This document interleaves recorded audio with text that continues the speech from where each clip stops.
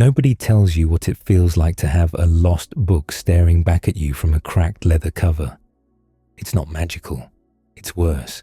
It's dusty, heavy, and quietly confident, like it knows it got erased on purpose. And the second you touch it, you get the weird sense you've been living off the watered-down version. Hey guys, tonight we begin with the Book of Enoch, the book that somehow shaped the way you picture angels, demons, heaven, and punishment, and then got shoved into a historical junk drawer for over 1,000 years. We're not doing a neat museum tour.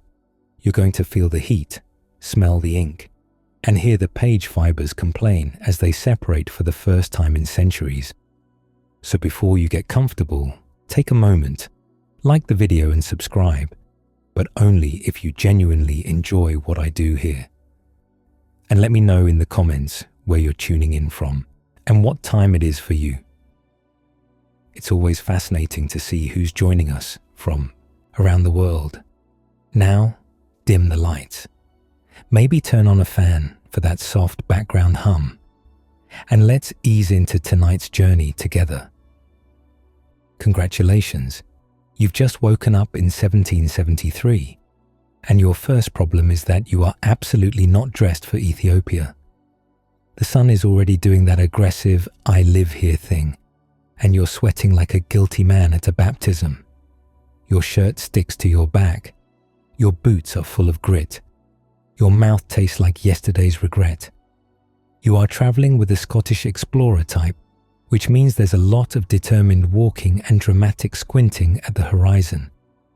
Everybody's thirsty, everybody's slightly sunburned, and you, specifically, are learning a valuable lesson about adventure, which is that it's mostly just discomfort with better branding. The road is a long ribbon of dust, and the dust is not polite. It climbs up your ankles, it coats your teeth, it gets into your hair like it's paying rent. Every time you swallow, it's like licking the inside of a clay pot. Then the highlands rise up, green in a way that feels suspicious after all that brown. And there it is, a monastery tucked away like somebody hid it on purpose. Stone walls, narrow doors, quiet windows, the kind of place that looks at outsiders and immediately thinks, no. You step inside and the air changes. Outside, it's heat and glare. Inside, it's cool shadow and candle smoke. Your nose fills with wax, old wood, and that sour sweet smell of human life lived close together. A monk approaches with the calm of a man who has never once had to hurry for anything. His robe brushes the floor. His sandals have seen things. He looks at you like you're a noisy invention. And now you realize the monastery has its own ecosystem. There's the soft shuffle of feet, the distant murmur of prayers, and the faint, ever-present aroma of parchment, smoke, and whatever they're cooking that today. You are led down a corridor that feels like it was designed to keep secrets. Thick stone, low light, corners that make you slow down. Your shoulders instinctively hunch, like you're trying not to offend the walls. The room you enter isn't grand, it's practical. A wooden chest sits there, unimpressive, like it holds spare blankets, but it has that vibe, like a box in someone's closet that they never, ever label. Someone produces a key. It's old, dark metal, and it turns with a reluctant clunk, like the lock is waking up cranky. The lid opens slowly, and the smell that comes out is intense. It's not old book smell. It's old book smell's unhinged grandfather. Dry leather, dust, and that sharp tang of ancient ink that hits your sinuses and makes you blink hard. Inside are manuscripts wrapped like fragile food, cloth folds, ties, careful layers. This isn't storage, this is protection. You watch hands lift one out like it's a sleeping animal. The cover is worn, edges softened by time. There are marks where fingers used to go, centuries ago, when reading it was normal. And now comes the moment where everyone gets quiet.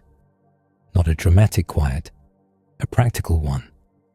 The kind where you don't want to be the person who sneezes and becomes a legend for all the wrong reasons. The manuscript is set down. You lean in, and immediately your eyes catch the writing. Dense lines, steady, confident. It looks like it expects to be read, like it's been waiting while the world played forgetful. When the first page lifts, it doesn't flip. It resists. It makes that faint crackle of fibers separating, like it's complaining about being disturbed. You can almost hear it. Oh, so now you're interested. A candle throws warm light across the page, and the ink drinks it up.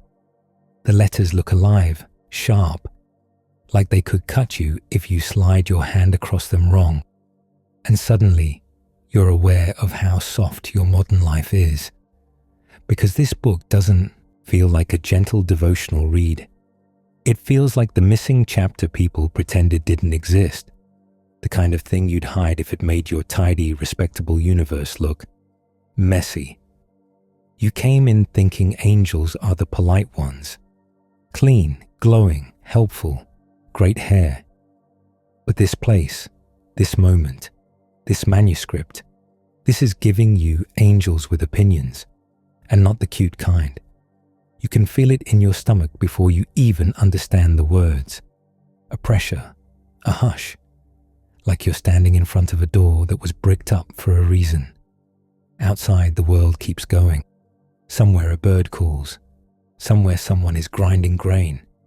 But in here, in this little pocket of cool stone and candle smoke, time feels folded over itself.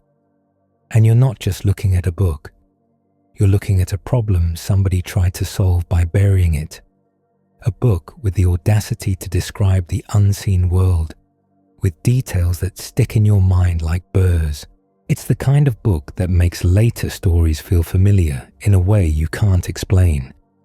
Like you've heard echoes of these ideas your whole life. Only you never met the original voice. The monk's fingers rest near the margin, steady as a table. No shaking, no theatrics, just quiet confidence. Like this is simply what they've been guarding while everyone else forgot. Your eyes track the lines, and you get this very modern sensation of opening a file you weren't supposed to find. Not a cute file, not a fun file. A file labeled, in big cosmic letters, "Do not distribute." And the wild part is how physical it all is. No glowing portals, no cinematic choir, just paper, ink, and the weight of 1,000 years of silence pressing down on a wooden table. You swallow, and your throat is dry, because of course it is. The candle flickers, the page waits, and whether you meant to or not, you've just stepped right up to the edge of a forbidden doorway. The candle gives one last twitch, like it's trying to warn you. Your fingertip hovers over the lines, close enough to feel the page's dry, gritty confidence. The ink looks almost wet in the low light, like it's been waiting to get back to work. The monk stays very still beside you, the way people do when they've seen strangers make mistakes before. You track the first sentence with your eyes, and the room, stone, smoke, wax, that cool monastery hush, starts to feel less important, because the words don't sit politely on the page. They grab you by the collar, the air thickens, the candle's smell thins. Your stomach does that small private drop it does right before bad news. For a second, you're aware of your own body, sweaty shirt, grit in your socks, sunburn on the back of your neck, and then even that gets peeled away. It's like stepping through a door that doesn't look like a door until it's too late. You blink, and the monastery is gone. Now you're standing under a sky so wide it feels unfinished. The light is different, too clean, too blunt, like the sun hasn't learned manners yet. The wind tastes like raw earth, not fresh soil the way people describe garden centers. This is dirt with ambition, dirt that hasn't been paved over, fenced off, or politely asked to stay in its own lane. You take a breath and immediately regret it because the air is full of life. Pollen, smoke from some distant cooking fire, animal breath, and that sour edge of human bodies that don't have soap the way you mean soap. Somewhere nearby, something has died recently, not long enough to stop being a problem. Your feet find ground that's rough with stones and brittle plants. The landscape rolls out in long, open stretches broken by clusters of trees that look too big, too old, too certain of themselves. These aren't cute little grove trees. These are towering, muscular things, the kind that make you feel like you're trespassing. You hear people before you see them. Voices carry in the open air, shouts, laughter, arguments that sound exactly like arguments now, only with more spitting. There's the clack of something wooden being dragged, a baby wailing with the full body commitment of someone who knows the world is harsh and intends to complain about it. You crest a small rise and see a settlement spread out below. It isn't a city, it's a sprawl.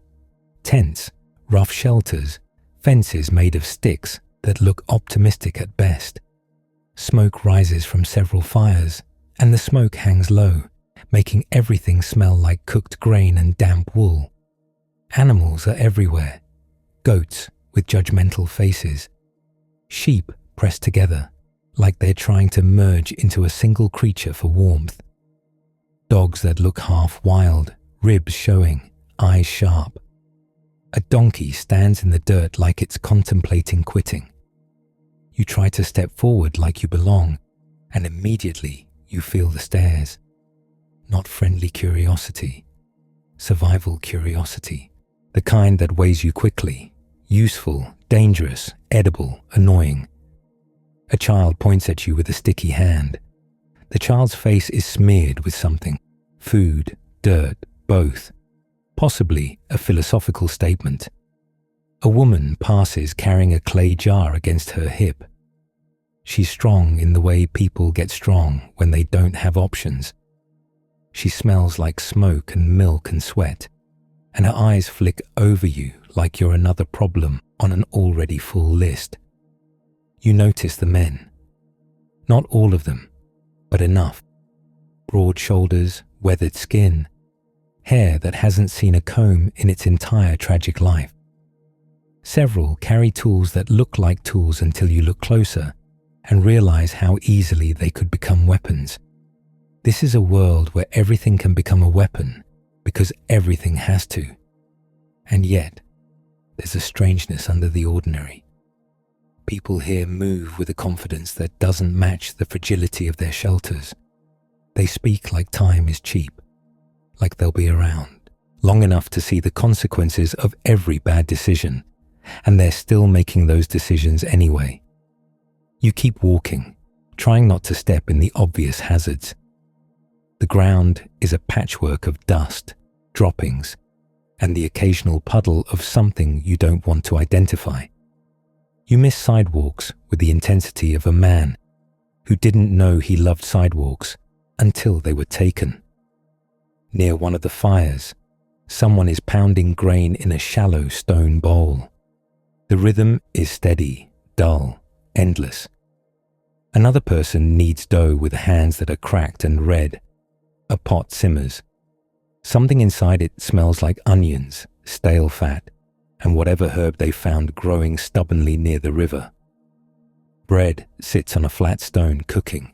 It looks dense. It looks angry. It looks like the kind of bread that doesn't nourish you so much as challenge you to survive it. Over everything, there's noise, life noise. Children running, adults calling, animals complaining. You catch the word Enoch, spoken a few times, like a name people know and trust, like someone who walks around with too much awareness in his eyes. And above all of it, there's the feeling of being watched. Not the normal watched, not human eyes. The kind of watch that makes your skin tighten across your shoulders. You tilt your head back. The sky is empty, just blue and sun and drifting cloud. So why does it feel like someone is leaning over a balcony, staring down at the world like it's a messy courtyard? You keep that thought in your pocket because you don't have anything else to do with it. Days move strangely here, not because you're counting them carefully, but because everything has the same rhythm. Gather, carry, cook, argue, sleep, repeat. The sun rises hot and indifferent. Nights drop colder than you expect, and the darkness feels thick, stuffed with unseen movement. You lie on a bed that's basically a suggestion of comfort. It's straw, packed down, and it smells like animal breath and old sweat and whatever crawls through straw at night when it thinks you're asleep. Your back aches. Your neck aches. Your whole modern skeleton feels personally insulted. Somewhere in the dark, a dog snarls at something. A baby coughs. A man snores like he's trying to saw wood with his throat. You stare into the black and feel that watched feeling again. It's stronger at night, like the sky is closer, like there are shapes up there that don't need lanterns to see you. By morning, the settlement is already alive, because of course it is. Rest is a luxury, and nobody here can afford it. You step outside, and the smell hits you immediately. Smoke, dung, sour milk, and wet wool warming in the sun. People move with purpose. A group of young men head out carrying nets and spears. Women gather in a circle with baskets, sorting herbs and roots. Someone is sharpening a blade on a stone, and the sound makes your teeth itch. You wander toward the edge of the settlement, where the land rises into hills. In the distance, a mountain stands like a dark tooth against the sky. It's not the biggest mountain you've ever seen, but it has presence. It looks like the kind of place weather goes to brood.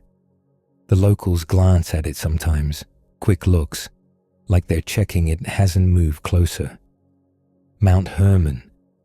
The name sits heavy in the air, even if nobody says it out loud. You feel drawn to it, the way you feel drawn to a closed door when someone tells you not to open it. So you walk. It's a long, uncomfortable trek. The sun is rude. The ground is uneven. Your legs start complaining in ways that feel deeply personal. You pass thorny shrubs that grab at your clothes like they're trying to keep souvenirs. The closer you get, the quieter the world becomes. Not silent, just cautious. Birds still call, but less. The wind still moves, but it feels like it's choosing its path carefully. Even the insects seem to buzz with restraint, like they know where they are and they're trying to behave. You reach the lower slopes as afternoon begins to lean toward evening. The mountain's shadow stretches across the land, and stepping into it is like stepping into cooler water. The air changes. It smells sharper, like stone and pine and something metallic underneath.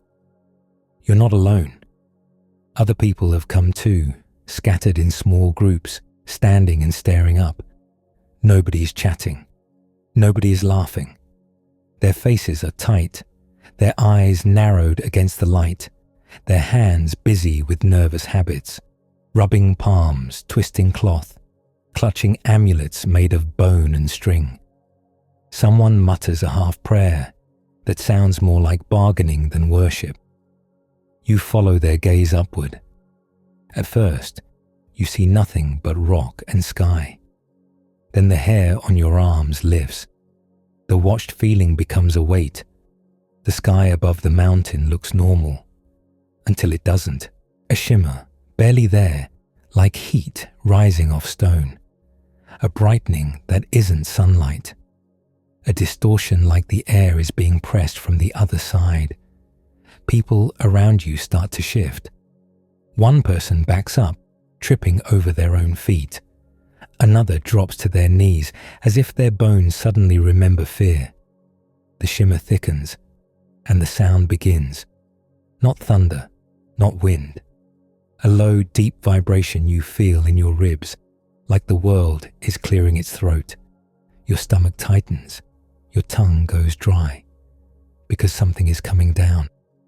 You watch the sky tear, not in a bloody way, but in a way that makes you realize you've never actually known what up is. Light pours through the distortion, white hot and pure, too bright to stare at directly. Shapes move within it. They aren't little cherubs. They aren't polite greeting card angels. They are tall, severe, structured like war. They descend with purpose, and the ground answers them. The earth trembles in small, frantic shivers. Pebbles dance. Dust lifts in thin curtains. Somewhere below, an animal screams, high, panicked, the sound of prey that knows something big has arrived. They touch down on the mountain like a storm choosing to become solid. 200 of them. Not an approximate, a lot. Not a vague, many. 200 distinct presences, each one bright enough to feel like pain in your eyes even when you look away. And when they stand there on the rock, the air changes again. It becomes heavier, saturated, like the atmosphere is suddenly aware it has guests. You can't see their faces clearly at first because they're too luminous, like staring at sun on water. But you can see outlines, broad shoulders, long limbs, bodies that look both human and not. Their hair hangs like pale fire. Their skin looks like it's made of light trying very hard to be matter. They gather close together, a cluster of brilliance on the dark mountain. And they talk, not in a gentle choir way, not in a soothing hymn way, in the way soldiers talk before doing something reckless. You can't catch every word, but you catch enough. Their voices layer over each other, deep and resonant, vibrating in your bones. You feel it more than you hear it. There's an urgency to them, an excitement that feels wrong. A leader steps forward, taller, brighter, carrying himself like someone used to being obeyed. His presence feels like a blade held near your throat. The others quiet as he speaks, and for a moment, the whole mountain seems to listen. He's talking about humans, about women, not with tenderness, not with reverence, with hunger. Your stomach turns as understanding crawls into place, slow and sick. These aren't messengers popping down to deliver a note. These are watchers. They've been watching. They've been looking down at the settlements, the women at the river washing cloth, the girls braiding hair, the bodies moving under sun and dust and sweat. They've been watching and wanting, and now wanting has grown teeth. They gather tighter, and the leader speaks again, his voice pressing into the air like a stamp into wax. He's afraid, not of God, not exactly. Afraid of being the only one punished, afraid of stepping forward and finding himself alone when consequences arrive.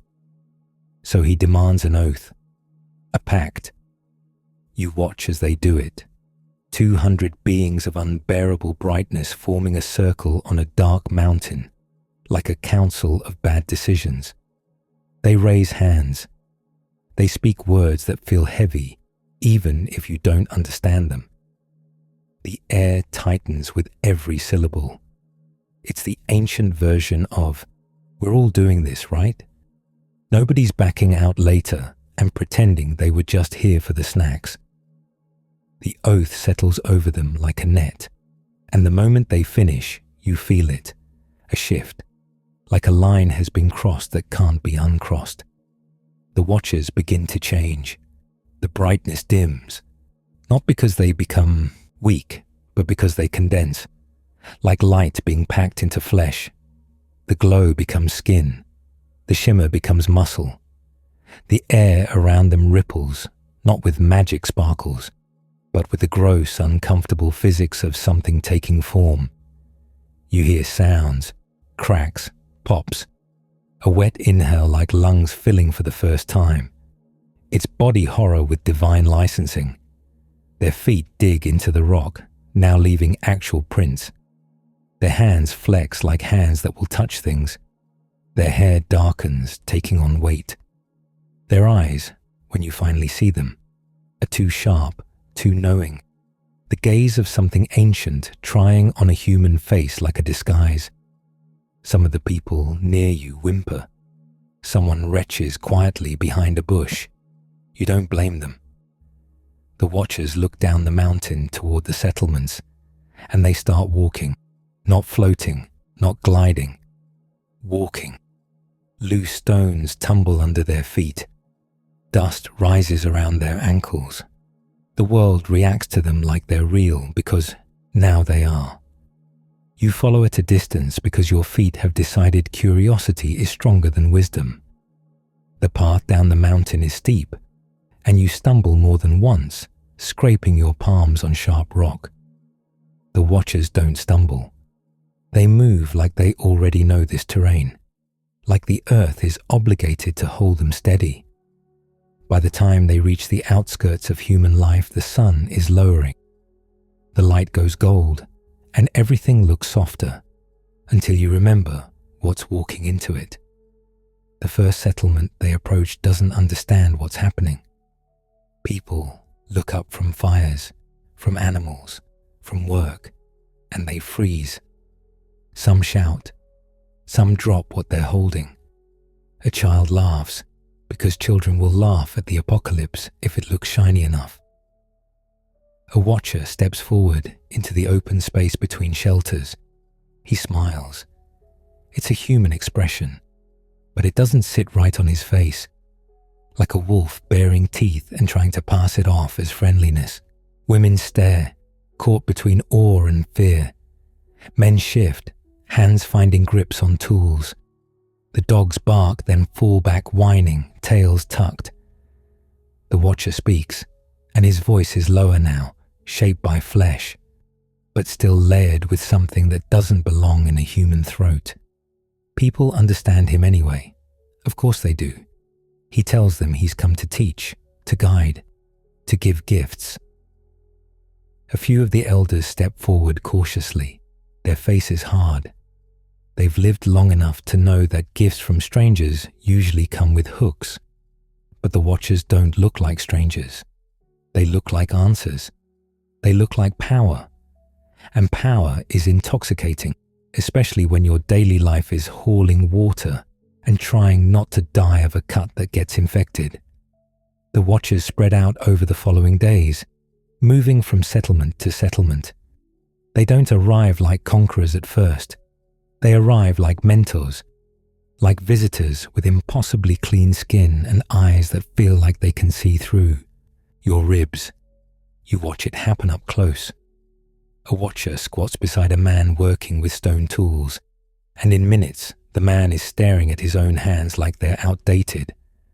The watcher draws shapes in the dirt, angles, designs, plans. The man's mouth hangs open. Drool glistens on his beard, and he doesn't even notice. Another watcher stands with women near a river, watching them rinse cloth against rocks until their knuckles go red. He speaks softly, gesturing to plants, to minerals, to pigments. The women lean in, eyes wide. Soon, they're grinding colored stones into powder. They mix it with fat, with oil. They smear it around their eyes. The first time you see it, it's shocking. Not because makeup is new to you, because it's not. Because you know exactly what it is.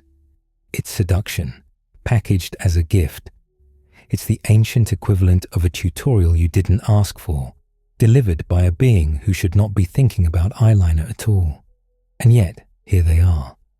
The women laugh, half nervous, half delighted, when they see their reflections in water. Their faces look sharper, their eyes darker. They look like a version of themselves that knows something. Men notice immediately. You can feel the shift in the air when men start looking at women differently, like desire has been turned up, amplified, stripped of gentleness. The watchers watch that too, and their expressions tighten with satisfaction. Other knowledge arrives like a plague disguised as progress. Metal. You see the first time they pull it from fire. A watcher stands over a pit furnace, heat blasting his face, and he doesn't flinch. He gestures, and men shovel charcoal until the air tastes like bitter smoke. They feed ore into the fire. The flames roar brighter, hotter, like they've been insulted and need to prove themselves. The watcher shows them how to shape it, how to hammer, how to quench. A glowing bar becomes a blade, not a clumsy stone edge, not a chipped flint, a real blade. It catches the light like a promise. The men gathered around it stare with reverence. One reaches out and touches it, jerking his hand back with a hiss as it burns him. He laughs anyway, because pain feels small compared to what he's holding. The watcher hands the blade over. It's too generous. It's too easy. It's like giving a toddler a loaded crossbow because they asked nicely. Soon, knives appear in belts. Spears get metal tips. Axes bite deeper into wood. Work becomes faster. So does killing, because a blade that can cut a tree can cut a man. And men here already know how to hate. They already know how to envy. They already know how to take. They just haven't had tools this effective. At night, you hear stories carried on the wind. A fight that ended with blood spilling into dirt. A dispute over grazing land that ended with a body dragged away. A jealous husband staring at his wife's darkened eyes like they're proof of betrayal. People start forming, groups, not families, not clans. Bands of young men who walk together with new weapons, laughing too loud, looking for reasons to use what they've been given. They swagger like the world owes them respect. Respect is easier to demand when you can split someone's skull open. More teachings spread. You see men and women gathered around watchers who scratch markings into clay tablets. Symbols, names, words with curves and hooks that feel like they want to crawl off the surface. The watchers teach them to write things down, to bind ideas into marks. It sounds harmless. It isn't, because now spells can be recorded. Names can be preserved. Instructions can be copied.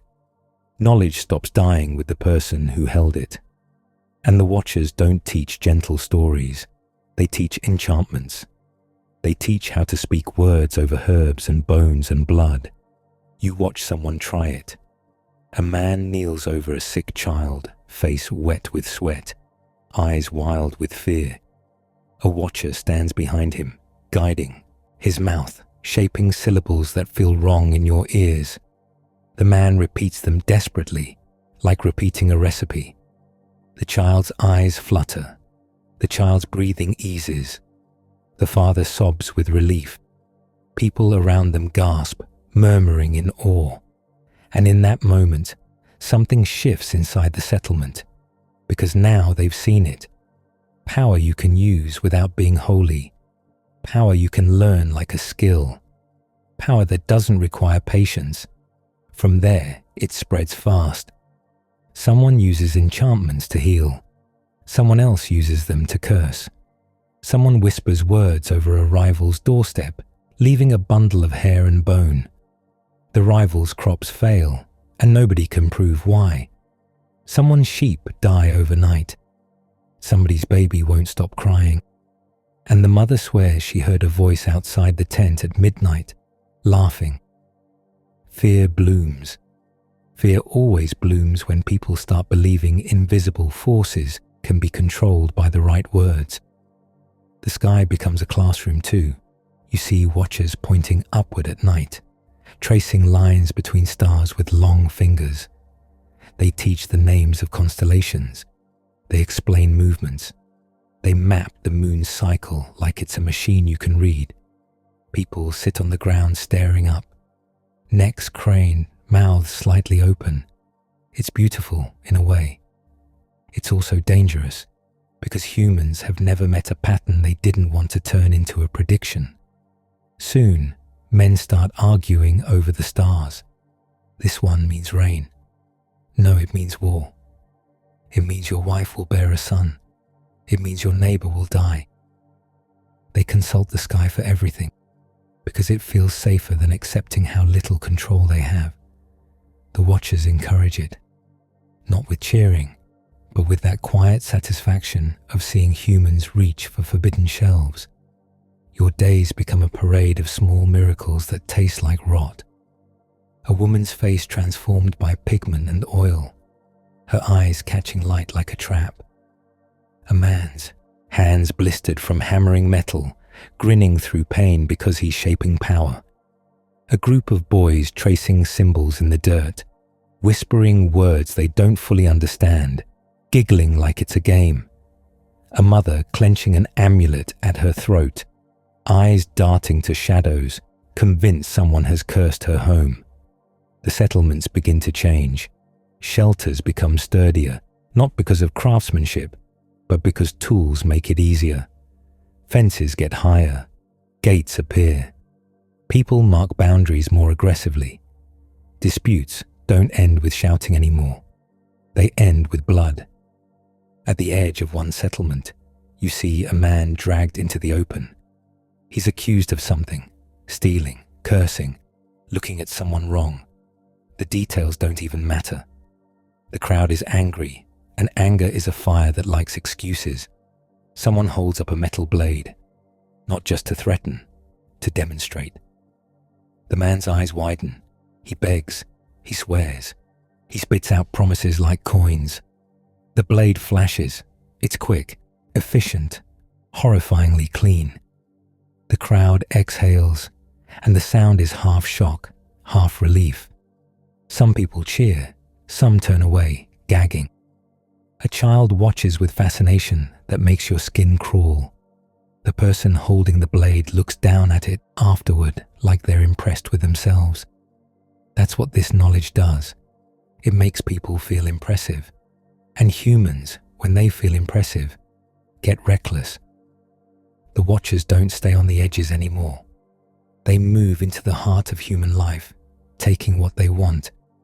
You see it in the way women's faces change when a watcher approaches. Some are flattered, some are terrified. Some look like they're trying to decide if resistance is even possible. Some step forward willingly, drawn by the charisma of something that feels beyond ordinary life. Men seethe, they glare, they clench fists, they mutter to each other. But they don't challenge the watchers. Not at first. Because challenging them feels like challenging a storm. The watchers take wives. They don't ask politely. They don't negotiate like equals. They choose, and the choosing becomes a kind of gravity.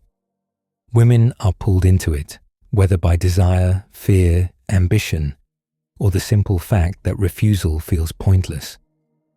You stand at the edge of a gathering one evening as a watcher speaks to a young woman. Her hair is braided tight. Her hands are stained from grinding grain. She tries to hold herself steady, chin lifted, but her breath is shallow. The watcher leans in, speaking softly.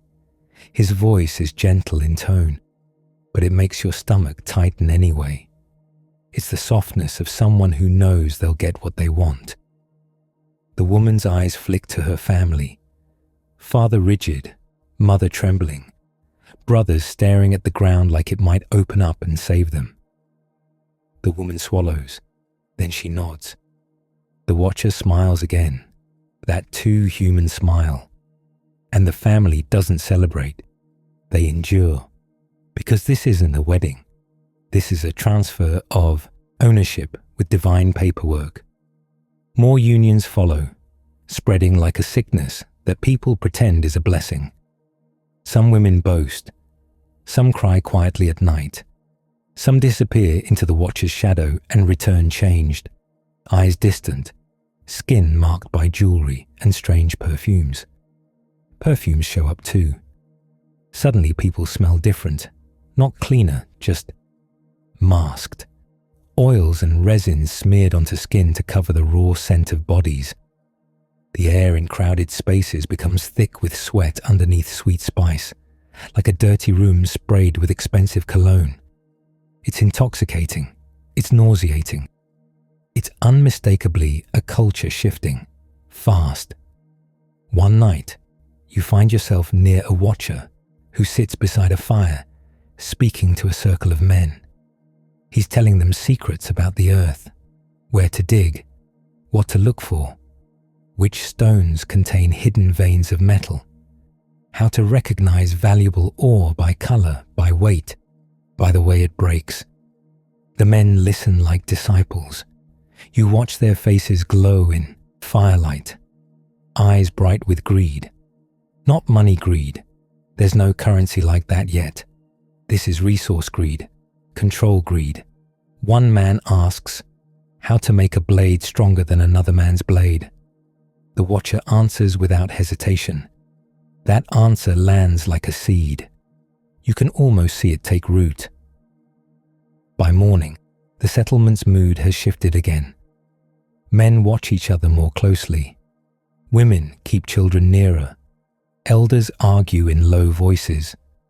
Someone has started hoarding metal scraps in a hidden jar like it's treasure. The watchers walk through it all like they're strolling through a garden they planted. They seem pleased, not joyous, not laughing, satisfied, like chefs watching a stew reach the right temperature. You feel it in the way people start looking at each other. Longer stares, tighter jaws, hands that don't leave their tools. Human life was already hard, already violent, already messy. This makes it sharper, faster, more inventive in its cruelty, because now humans have tools and techniques that outpace their wisdom by 1,000 miles. A dispute that once ended with bruises ends with a corpse. A jealousy that once simmered in silence becomes a curse whispered into the night. A desire that once found awkward human expression becomes obsession fueled by cosmetics and ritual and the presence of beings who look like gods. You see a young man practicing with a metal spear outside the settlement. He thrusts it again and again into a straw bundle, sweat running down his ribs, eyes narrowed with focus. Every strike looks satisfying in the way violence can look satisfying when it's clean and controlled. His friends watch, grinning, offering advice like it's sport. None of them look afraid of what they're becoming. They look excited. Later, you pass a group of women gathered around a shallow bowl of pigment. They dip fingers in, smear color across cheeks, laugh together. For a moment, it looks normal. Friends being friends, enjoying something pretty in a brutal world. Then a watcher appears at the edge of the group. The laughter falters, then returns, sharper and more performative. The women sit straighter. They angle their faces toward him. They become aware of themselves as objects. The watcher watches. He nods slowly, approving. Your stomach twists because the whole thing feels like someone taught humanity how to advertise itself before humanity learned how to protect itself. As weeks pass, the presence of the watchers becomes ordinary in the worst way. Children stop hiding. They start following them, asking questions. Some watchers indulge them, showing little tricks, making a small flame jump, making a stone crack cleanly, speaking a word that makes a bird still mid-call.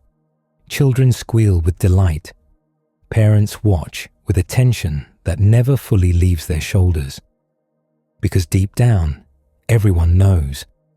Once a child has seen this kind of power, normal life will never satisfy them again.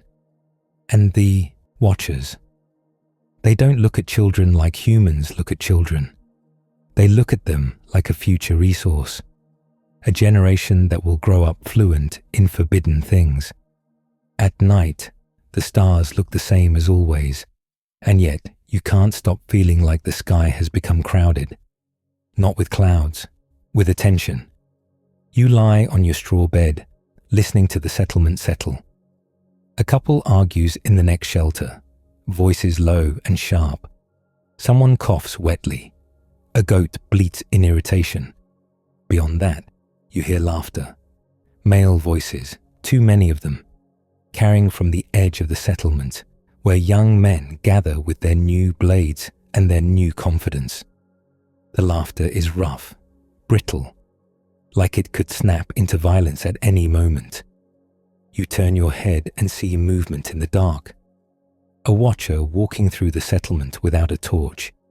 He doesn't need one. The faint glow of his skin is enough to outline him. Pale against the night, he passes by tense like he owns the place, like human privacy is a quaint myth people tell themselves. He pauses near one shelter. A woman slips out, hair loose, eyes shining with fear or desire or both. She follows him into the dark like she can't help it. You look away because watching feels like participating. The next morning, she returns. She's quieter. She won't meet anyone's eyes. Her mother asks her something urgently, and the woman answers with a single flat sentence, then busies herself grinding grain like it's the only thing keeping her upright. The mother stands there, hands shaking. No one says anything else. Silence becomes part of the culture too. Secrets, swallowed. Shame, hidden. Fear, normalized. People start wearing more amulets. Little things, carved stones, bits of metal, braided cords with knots, bones drilled and strung. They hang from necks and wrists. They swing as people walk, clicking softly like nervous prayers made physical. You see a man, trading for one, pressing a handful of grain into another man's palm. He's buying protection from a curse, or from a watcher, or from his own guilt. The seller murmurs instructions, words to say, times to say them, how to spit to the side to ward off bad spirits. The buyer nods quickly, desperate. It's the ancient equivalent of a subscription service for anxiety. And it's thriving. At the edge of the settlement, you come across a shallow pit where metalworking happens now. The ground around it is blackened. Charcoal dust clings to everything. The air tastes like burned breath. Men work shirtless, skin slick with sweat, faces streaked with soot. A watcher stands over them, watching the process. He corrects a movement with a tap of his finger. He speaks a few words, and the men adjust immediately, eager not to disappoint.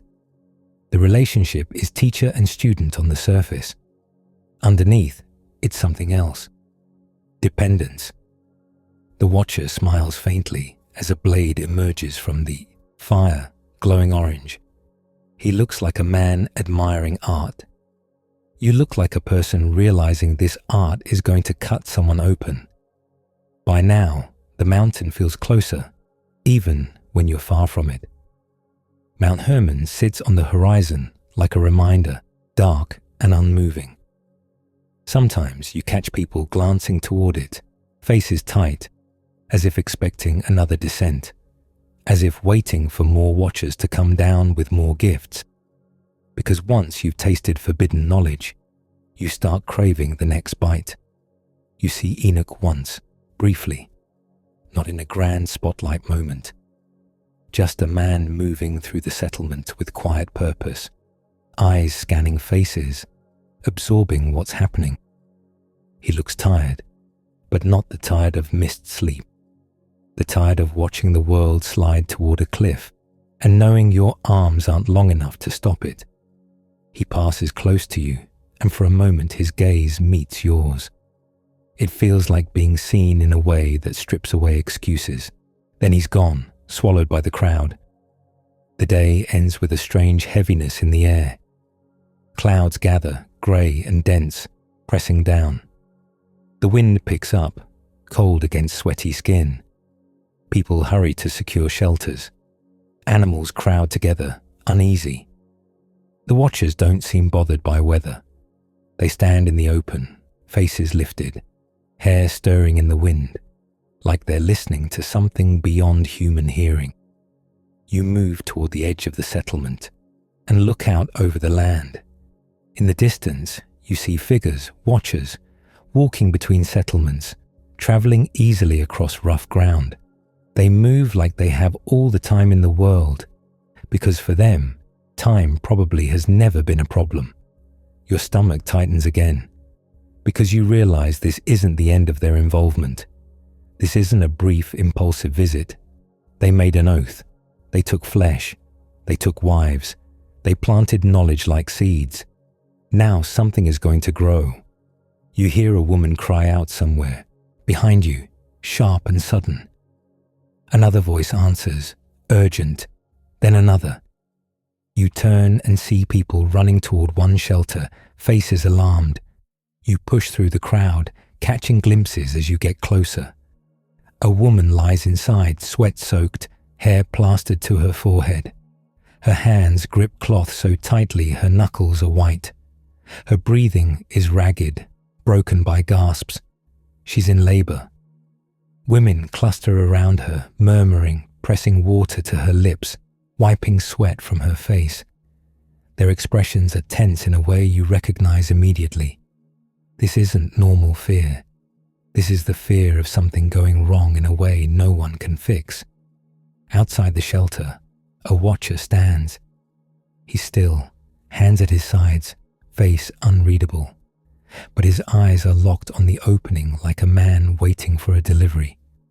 Thunder rumbles in the distance, low and long.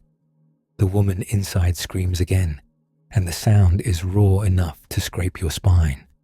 The crowd shifts, murmuring. Some look excited. Some look horrified.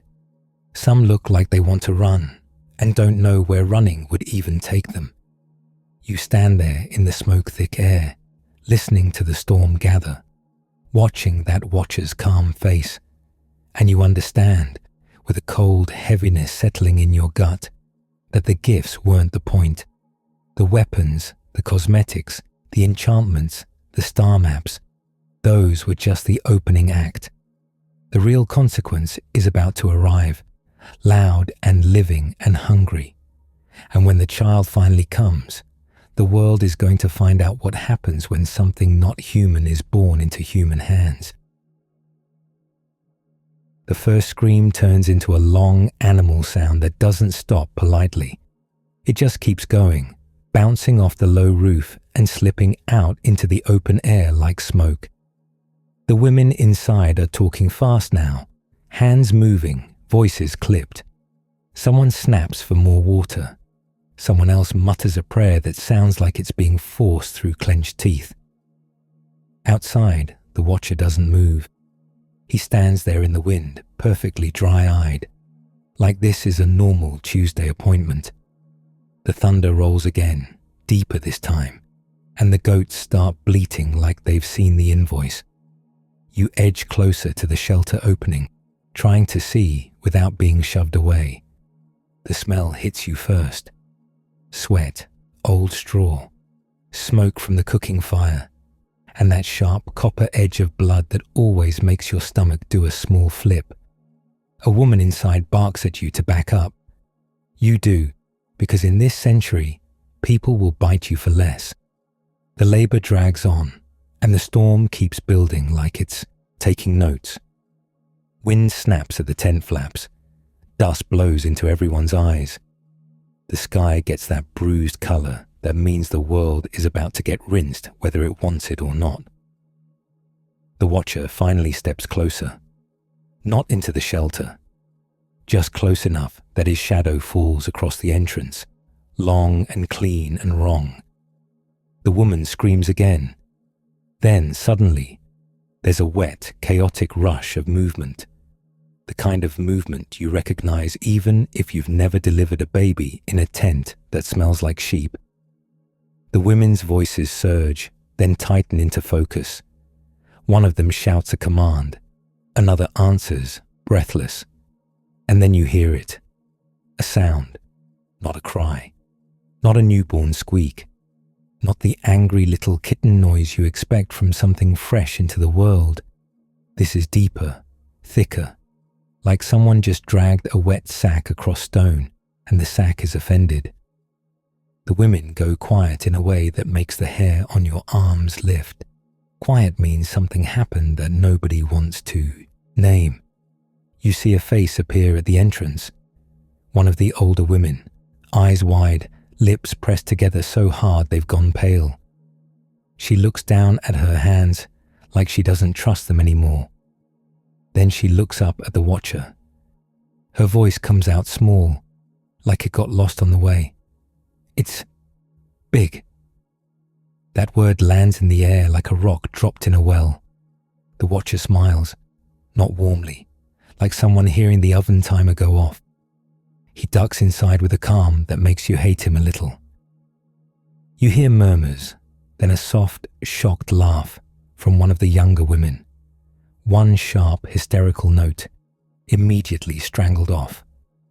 Someone whispers something that sounds like no, over and over, like repetition will change physics.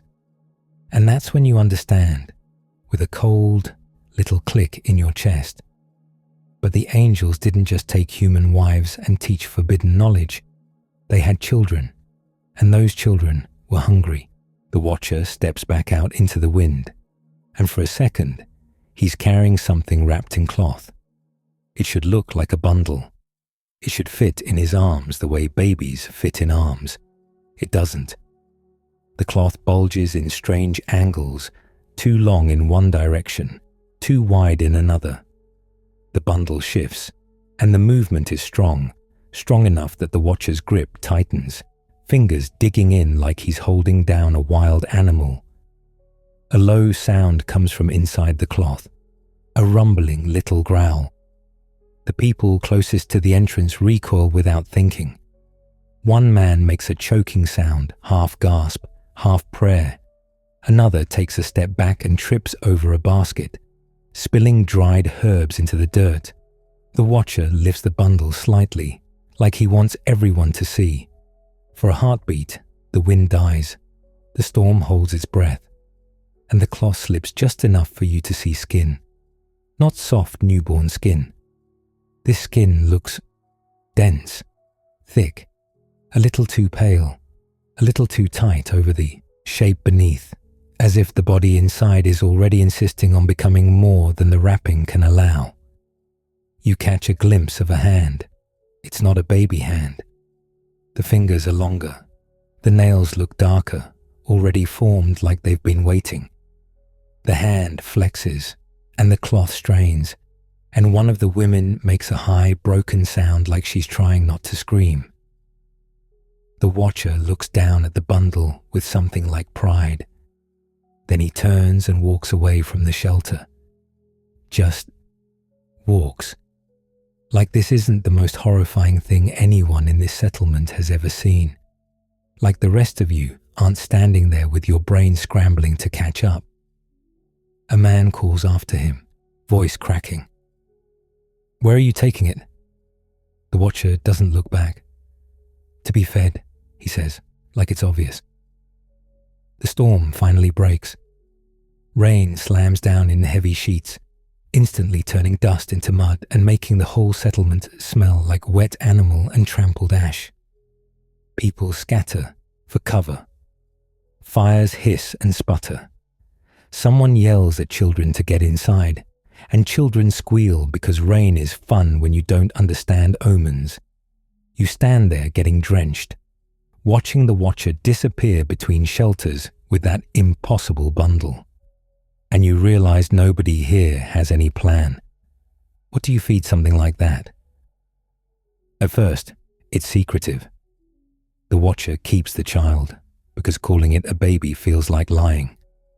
Kept away in a larger shelter at the edge of the settlement. Guards stand outside, young men holding spears they suddenly wish were bigger. Women bring food, bowls of grain mush, goat milk, bits of soft meat. They go in, pale-faced, and come out looking like they've seen a ghost use their kitchen.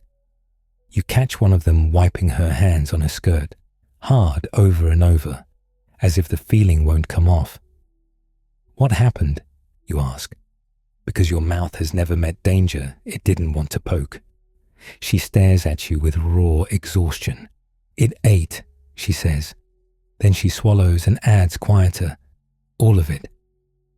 It doesn't take long before all of it stops meaning the bowl.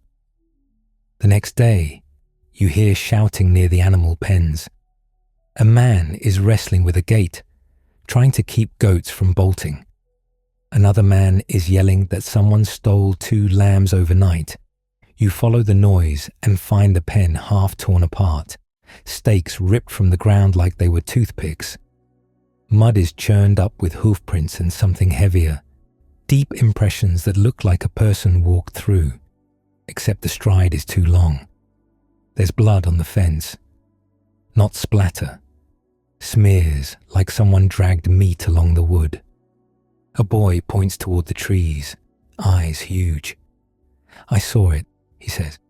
It was tall. His father smacks him lightly, not in anger, in panic. Like if the boy says it out loud, it becomes more real. But it's already real. More births follow. Not all at once. Not like a neat little batch. They happen in different settlements, different tents, different families who thought they were being honored by attention from the watchers. Every time, there's a scream. Every time, there's that same wrong silence afterward.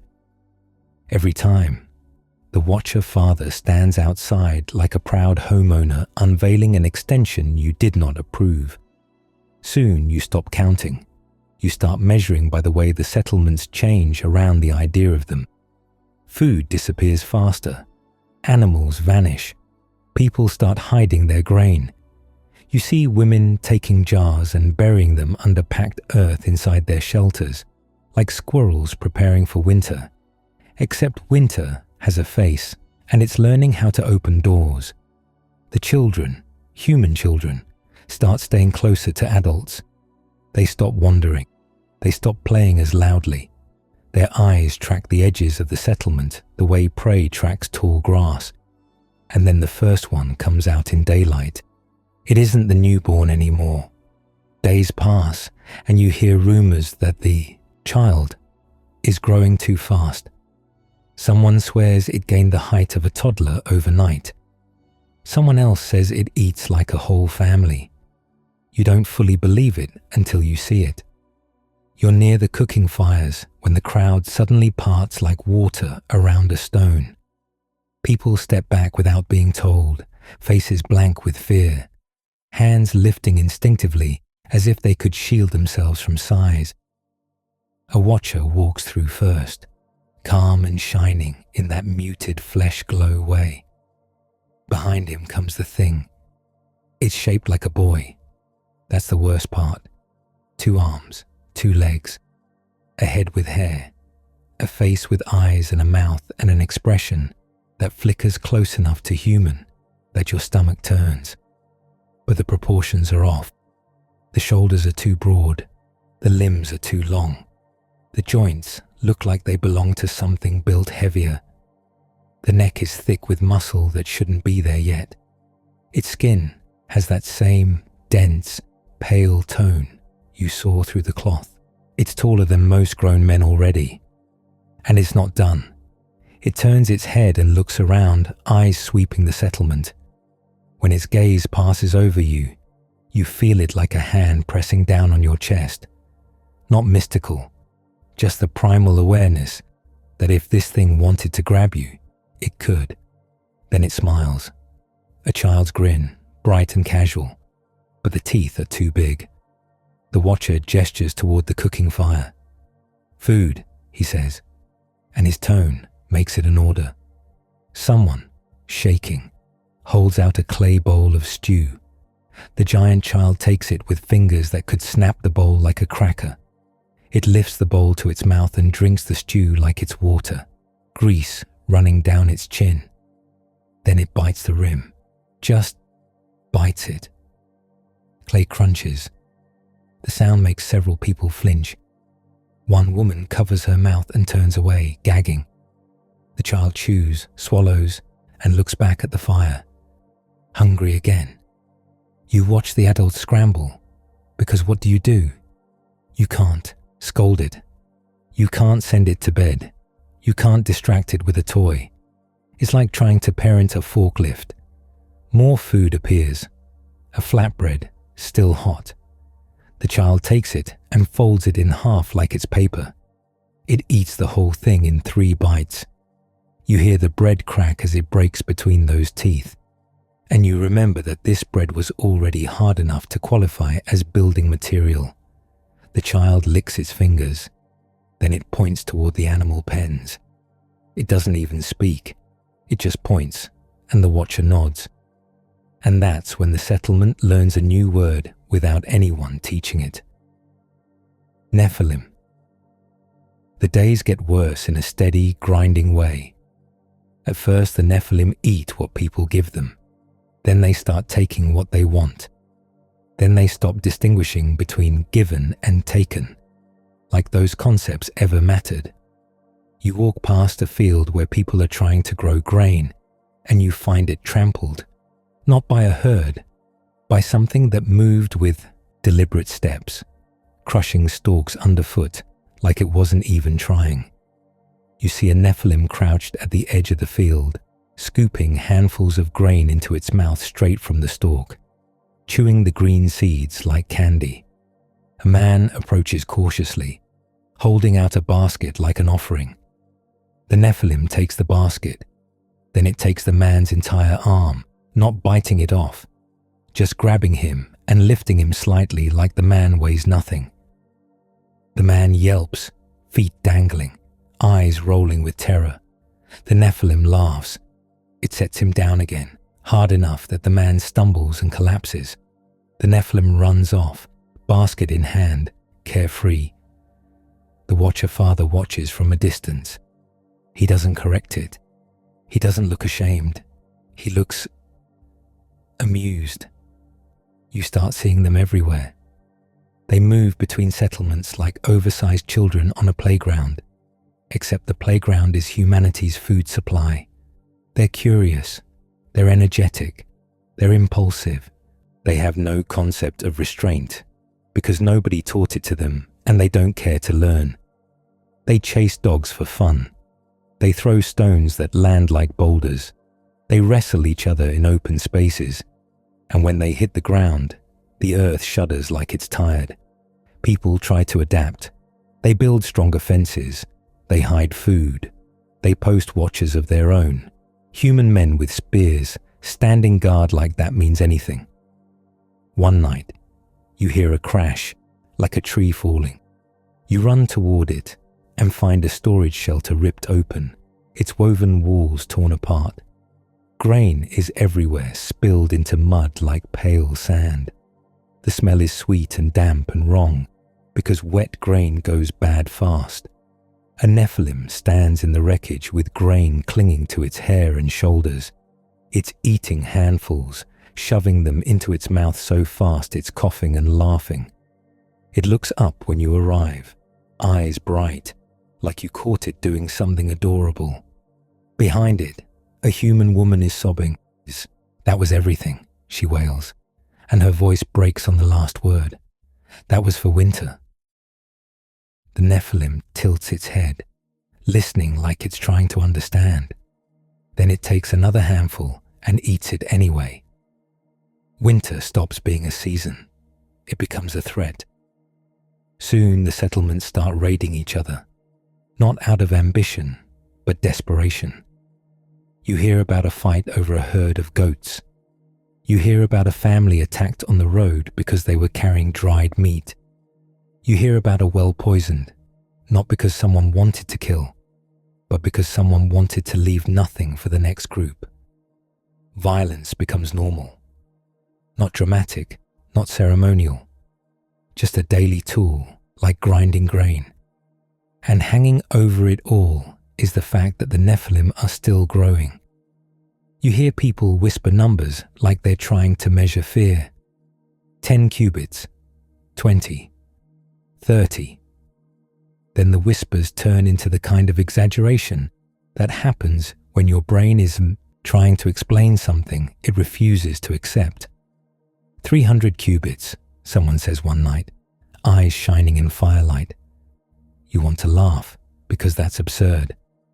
Then you remember you watched a child bite through a clay bowl like it was bread, and suddenly absurd feels less funny.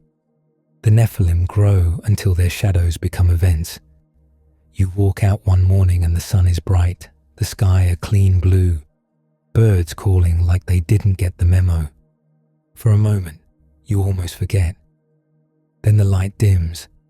A shadow slides across the ground, slow and enormous. You look up and your throat tightens. A Nephilim is walking toward the settlement from the hills. It's tall enough that it feels like the sky should charge it rent. Its hair moves in the wind like a banner. Its shoulders are broad as a doorway. Each step lands with a soft thud you feel in your feet. People freeze. A dog barks once, then tucks its tail and disappears. The Nephilim stops near the first shelter and leans down, peering inside like it's looking for snacks in a cupboard. A woman inside pulls her child close and tries not to breathe. The Nephilim's nostrils flare. It smiles. Then it reaches in and lifts out a whole basket of dried figs, like it's plucking a flower. The woman makes a small, strangled sound of protest. The Nephilim glances at her, and its expression shifts, confused, then annoyed, like she's being inconvenient. It raises one hand, not to strike, just to gesture her quiet. The hand is bigger than her head. She shuts up immediately, eyes wide, tears streaking through dust on her cheeks. The Nephilim eats the figs in a few messy bites, juice running down its chin, seeds sticking to its lips. It chews with the loud contentment of someone who has never heard the word manners. Then it reaches for something else, a goat. The goat bleats, legs kicking, and the Nephilim laughs like it's a toy. It bites into the goat's side, tearing through hair and skin and muscle with a sound like cloth ripping. Blood spills down its wrist. The smell hits you, hot iron and wet fur and stomach contents, and your own stomach lurches in sympathy. People turn away, gagging. Nobody intervenes, because what are you going to do? Ask it nicely to stop eating your livestock. File a complaint with the Watcher's management team. The Nephilim finishes the goat, drops the bones, and looks around again. Still hungry. That hunger becomes the defining feature of the world. Fields can't keep up. Herds thin out. Fishing nets come up lighter. Hunting parties return with less meat, more injuries, and eyes that look permanently startled. People start eating things they didn't used to eat. Roots that taste like dirt and regret. Grain that's not fully ripened. Bits of dried hide boiled until it becomes a chewy, despair-flavored paste. You watch a family scrape burned residue from the bottom of a pot and smear it on, flatbread, like it's a treat. Their hands shake as they eat, not from cold, from fear that someone will take it. The Nephilim don't just consume food, they consume attention. Every decision becomes about them. Where do you store grain so it won't be found? How do you move livestock without attracting them? How do you travel between settlements without being seen by something that can cross a valley in a handful of strides? You start noticing something worse too. The Watchers aren't stopping them. They wander through the settlements in their strange half-human beauty, watching the chaos like it's a weather pattern. Sometimes they laugh. Sometimes they ignore the screaming. Sometimes they teach humans even more ways to fight each other, as if the world needs help with that. And sometimes you see a Watcher standing beside his Nephilim child with a hand resting on its shoulder, not guiding, claiming. As the Nephilim multiply, they start turning on each other. At first it's play, shoving, wrestling, chasing. Then it becomes rivalry. Then it becomes violence, because violence is the only language that scales up with size. You witness it near a river. Two Nephilim are arguing over a carcass, some large animal dragged from somewhere, already half eaten. They snarl, faces twisted with childish selfishness. One grabs the carcass and yanks. The other yanks back. The carcass tears in half with a wet crack. They pause, staring at the two halves like toddlers fighting over a loaf of bread. Then one swings its fist.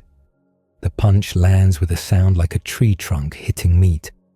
The other Nephilim stumbles, feet gouging furrows in mud. It roars, a deep sound that sends birds exploding from nearby trees.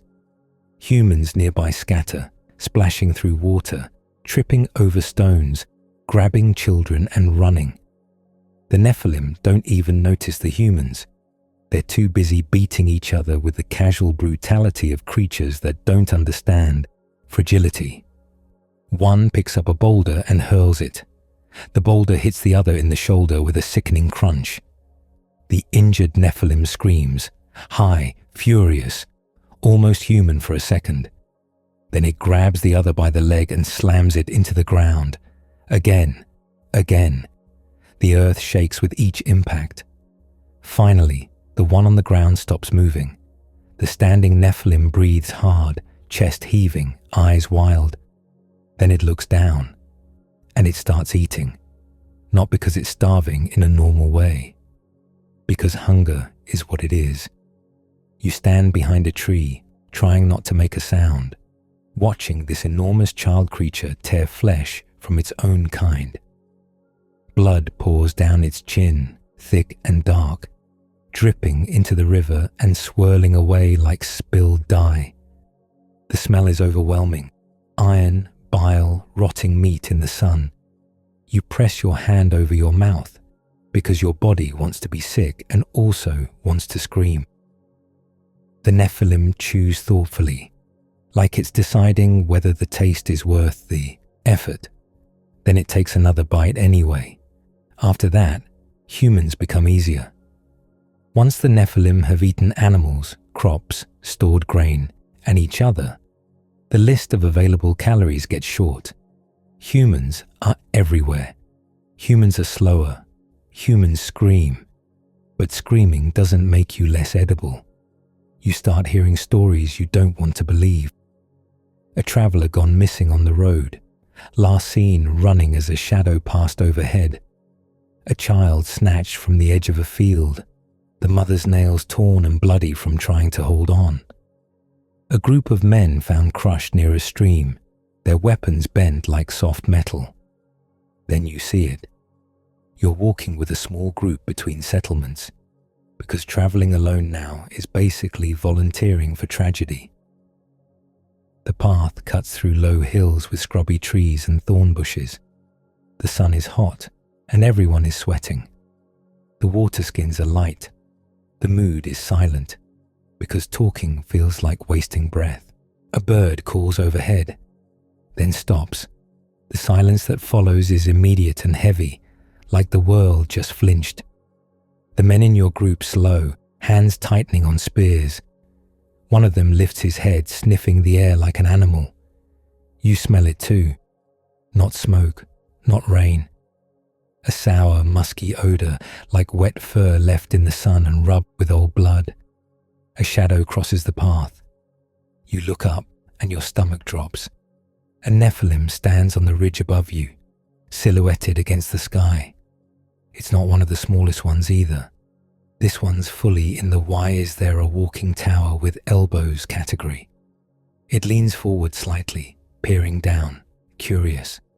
The men raise their spears. It's pathetic. It's like holding cocktail picks at a landslide. The Nephilim smiles, and you see teeth stained dark. It climbs down the slope with easy steps, sending rocks tumbling.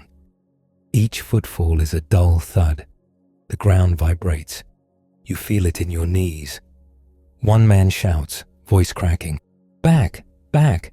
The Nephilim pauses, head tilted, listening like it's trying to understand a small dog barking.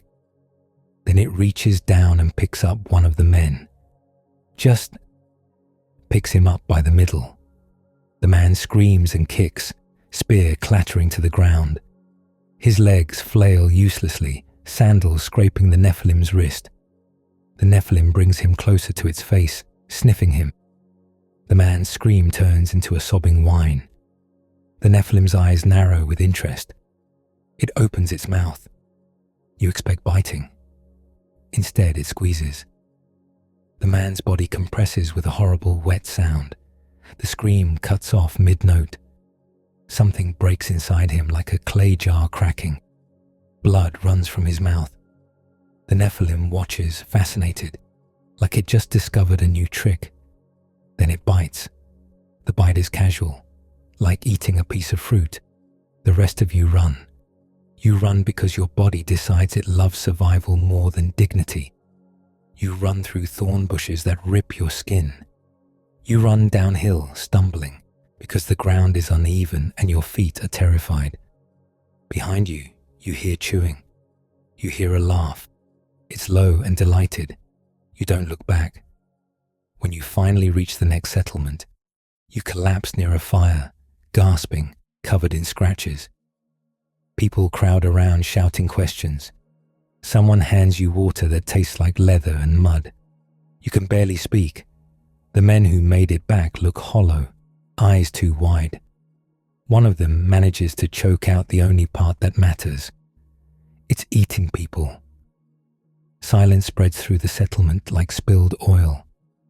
Nobody argues, nobody denies it, because everyone already knew it in their bones. They just didn't want to say it out loud. After that, the world feels smaller. Paths between settlements become dangerous. Trade slows. People stop visiting relatives. Outsiders are treated with suspicion, because desperate people do desperate things, and now everyone is desperate. You see, an elder tried to organize guards. He picks the strongest men, hands them the best weapons, posts them at the edges of the settlement. The men stand there stiffly with spears and blades, looking proud for about 5 minutes. Then a Nephilim wanders into view. All the pride drains out of them like water from a cracked jar. The Nephilim doesn't even attack this time. It just walks near the fence, dragging its fingers along the top, snapping stakes as it goes. It hums to itself, a strange little tune. The guards watch, sweating, not moving. The Nephilim stops and looks at them. For a long moment it's quiet. Then it points at one of the guard's metal blades. "Shiny," it says, voice deep and clumsy, like speech is a new toy in its mouth. The guard doesn't answer. The Nephilim reaches out. The guard tries to pull the blade away. The Nephilim's hand closes around the guard's arm. You hear bones crack. The guard screams. The Nephilim takes the blade anyway, lifting it up and turning it in the light like it's admiring jewelry. It swings the blade once, experimentally, and the air whistles. It grins. Then it wanders off with the weapon. The guard collapses in the dirt, clutching his ruined arm, whimpering. So much for defense. You start seeing people give up in small ways. A mother stops bothering to braid her daughter's hair, because what's the point? A man stops repairing his shelter, because it will get torn apart eventually. A group stops planting seed, because seed is just future food for something bigger. The settlements look more ragged, not because people are lazy, but because hope is expensive and they can't afford it anymore. Even the watchers begin to look uneasy. Not all of them. Some still stroll around like they invented chaos and are pleased with the design. But you catch others standing apart, faces tight, eyes tracking their own children with something like concern. Like they built a fire and only now realized it spreads. You see one watcher try to speak sharply to a Nephilim, ordering it away from a pen of animals. The Nephilim turns, eyes narrowing. For a second, there's a tense stillness. Then the Nephilim shoves the watcher, not hard enough to kill him, hard enough to make a point. The watcher stumbles back, expression flashing with anger and something else, surprise maybe. The Nephilim laughs and runs off. The watcher watches it go, jaw clenched. He looks like a man realizing his child is bigger than him now. And that's when the truly awful possibility lands. These things aren't just monsters. They're family, half human, half watcher, a twisted mirror of both. When humans look at them, they see something familiar in the shape of the face, the movement of hands, the childish laughter.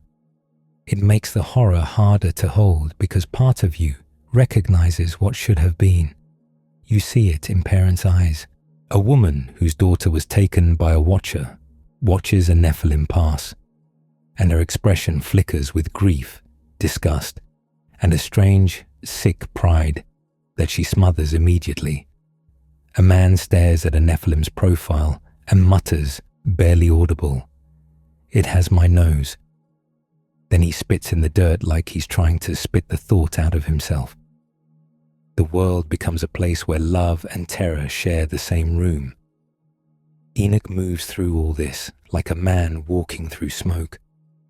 You spot him at the edge of a settlement, talking to a cluster of elders. His shoulders are tense, his hair is dusted with ash, and his eyes look older than his face. He listens more than he speaks. When he does speak, it's quiet, urgent. His hands move in short gestures like he's trying to build a wall out of words. The elders argue back, angry, frightened, exhausted. One of them points toward the hills, where a Nephilim silhouette moves against the sky. "What do you want us to do?" the elder snaps. Fight that?" Enoch's mouth tightens. He doesn't have a satisfying answer, because there isn't one. You see him later, walking alone along the edge of the settlement, staring up at the sky, with that same watch feeling you've carried since Herman. His face is set like he's made a decision that tastes bitter. He passes close enough that you hear him whisper to himself. Not a spell, not a curse, a name. A plea aimed upward, toward whatever still listens. The nights become louder, not with music, not with celebration, with screams in the distance, cut short, with dogs barking and then going silent, with the heavy footfalls of something moving nearby, the ground trembling under your bed of straw. You lie awake staring into darkness that feels too thin, because any moment a giant hand could pull aside your shelter like it's paper. Sometimes you hear laughter outside, deep, childish, delighted. Sometimes you hear chewing. The settlements start relocating, trying to hide in places that feel safer, higher ground, narrow valleys, thick tree cover. It doesn't help. Nephilim don't get lost. They roam like storms roam. They find you. One afternoon, you walk through a village that's trying to pretend it's still normal. Women grind grain, men mend nets. Children sit too close to their mothers, not playing, just watching. The air smells like smoke and sour milk and fierce sweat, which is its own distinct flavor. A distant shout rises, heads turn. A moment later, a shadow slides over the village again, and you hear the first low tremor of footfalls. Everyone freezes. Then the village explodes into movement. People grab children. People snatch baskets. Someone shoves a loaf of bread into a hiding hole like bread is now a strategic asset. Dogs bolt. Goats bleat and try to pull free. You stand in the middle of it, heart hammering, watching the horizon. The Nephilim arrives, and this one is not curious. This one is hungry in a sharp, angry way. It stomps into the village, eyes scanning, nostrils flaring. It spots a pen of sheep and heads straight for it. A man steps forward, maybe out of bravery, maybe out of despair. He raises his spear and shouts something you can't make out. The Nephilim doesn't even slow down. It swings its arm. The man goes flying, body tumbling through the air like a thrown sack, landing with a dull final thud against a fence. The fence collapses. The Nephilim grab sheep, 2 at a time, biting heads off with quick snaps. Blood sprays its forearms. Wool sticks to its mouth. It chews, swallowing huge chunks, barely tasting. A child screams.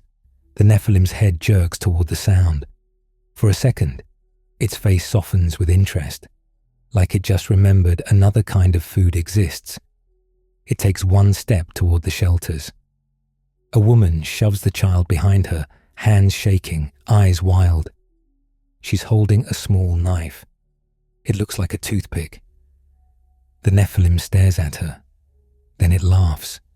It's a booming sound, loud enough to make your ears ring. The woman flinches but doesn't move. Tears run down her face, carving clean lines through dust. The Nephilim leans closer, lowering its face until it's level with hers. You see its eyes, dark and bright at the same time. It sniffs her hair. It sniffs the child behind her. You smell it too. Its breath, hot and wet, reeking of meat and old blood. Then the Nephilim straightens and turns away, apparently deciding the sheep are easier right now. The woman collapses to her knees, knife dropping into dirt. She doesn't weep loudly. She just shakes. That's what survival looks like here now. Not victory, not triumph. Just being spared for reasons you don't understand. By the time the Nephilim leaves, strolling off with a half-eaten carcass slung over its shoulder like groceries, the village is wrecked. Pens destroyed. Food gone. One man dead against a broken fence. Several people injured from the chaos of running and hiding. And everyone knows it'll happen again. Because the Nephilim don't learn satisfaction. They learn appetite. As days stack into weeks, the land itself starts to look used up. Fields are scarred with deep footprints. Trees are snapped. Streams are muddied. There's less birdsong. Even the air feels different, heavier with rot. You pass a place where bodies were left unburied because nobody dared go back. The sun has done its work. The smell is thick and sweet and unbearable, buzzing with flies. You cover your nose and keep walking, eyes watering. This world isn't just violent.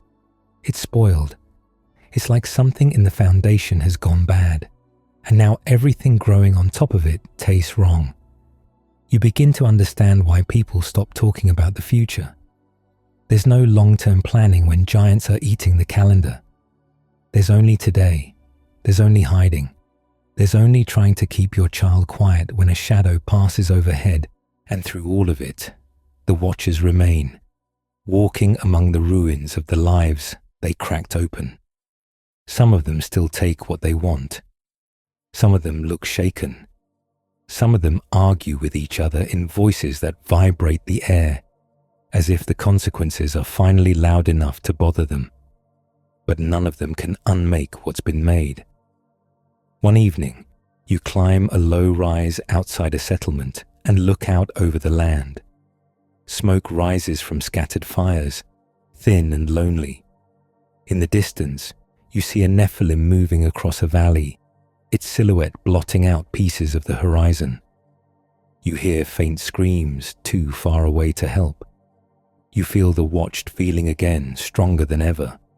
Not just watchers watching, something higher, something that has been silent through all of this, letting the mess spread, letting the rot deepen. The wind shifts, carrying the scent of rain far off, mixed with the stink of blood and churned earth. Enoch appears below you, walking with purpose, heading away from the settlement and toward the dark line of the mountains. He doesn't look back at the fires. He doesn't look at the people. He looks upward, jaw set, eyes hard with grief and determination. He walks like a man going to knock on a door nobody knocks on and demand an answer. Behind him, the land groans under the weight of giants who keep eating, keep growing, keep laughing. And above it all, the sky stays wide and clean, as if it's trying to pretend it isn't watching this whole thing happen, as if it isn't already deciding what to do about it. The sun is down, but the heat hasn't gotten the memo. It clings to the rocks and breathes back at you, sour and dusty, like the whole hillside has been chewing on your sweat. Your sandals slip on loose gravel, and every step makes a tiny avalanche that wants to take you personally. Ahead, Enoch keeps walking. No dramatic cape, no heroic soundtrack, just a man with tired shoulders and the look of someone going to complain to the landlord about the building being on fire. Enoch is up ahead now, still walking, still human, still somehow not dead yet. You follow him because what else are you doing? Stay behind on a mountain, or trail the one man who seems to know where the fear is headed. Behind you, the settlements are little smudges of smoke and fear. You can almost hear the distant chaos if you let your mind lean that way. Goats bleating, babies crying, somebody yelling about missing grain, and somewhere out there a Nephilim, laughing like a child with a new toy. Up here it's quieter, not peaceful, just quieter. The wind scrapes over the rocks with that dry, rasping sound.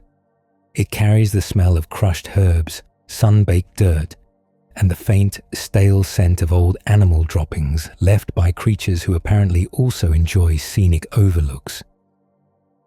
Enoch stops at a flat place near the mountain's shoulder. He doesn't sit. He doesn't unpack. There's no little travel picnic. He just looks up, and you feel it too. The weight in the air, like the sky is lowering itself. The stars are coming out, sharp and bright. Too bright. You've seen stars before. These look like they're watching back. Enoch lifts his hands, palms up. Not fancy, not theatrical. More like surrender or exhaustion, or both. His lips move in a whisper you can't catch, swallowed by the wind. You wait for thunder. You wait for a pillar of fire. You wait for anything that feels like a normal kind of supernatural. What you get instead is pressure. Like your ears popping before a storm, except the storm is directly inside your bones. The hairs on your arms rise. Your mouth goes dry. The rock under your feet feels suddenly smaller, like it's realizing it's hosting something above its pay grade. Enoch's breath catches. His eyes widen, and for a second he looks like he wants to run. Then he doesn't. Because where are you going to run exactly? Into the Nephilim buffet line. A light appears. Not a cozy lamplight, not a friendly hearth glow. This is the kind of light that makes you squint and feel guilty, like it caught you doing something you shouldn't. It opens in the air like a door that was never there before, and out of it step beings that make the watchers look like handsome strangers at a market. These ones are sharper, cleaner. Their presence is so intense you can taste metal on your tongue, like you bit your own lip. Their clothes, if you can call it clothes, look like woven brightness. Their faces are calm in a way that feels dangerous. They look at Enoch. They do not look at you, which is almost worse, because it's the cosmic equivalent of being ignored while your friend gets pulled into a very exclusive, very terrifying club. One of them speaks. It isn't loud. It doesn't need to be. The words land in the air like stones hitting water, making ripples you can't see, but you can feel. Enoch. Just his name. Enoch swallows. You see his throat move. He nods once, small and stiff, like he's trying not to offend the literal atmosphere. The beings step closer. The air gets hotter, then colder, like your body can't decide whether to sweat or shiver. Your stomach does that slow sinking thing it does when you realize you've agreed to something irreversible. A hand reaches for Enoch, not grabbing, not yanking, just claiming the space around him.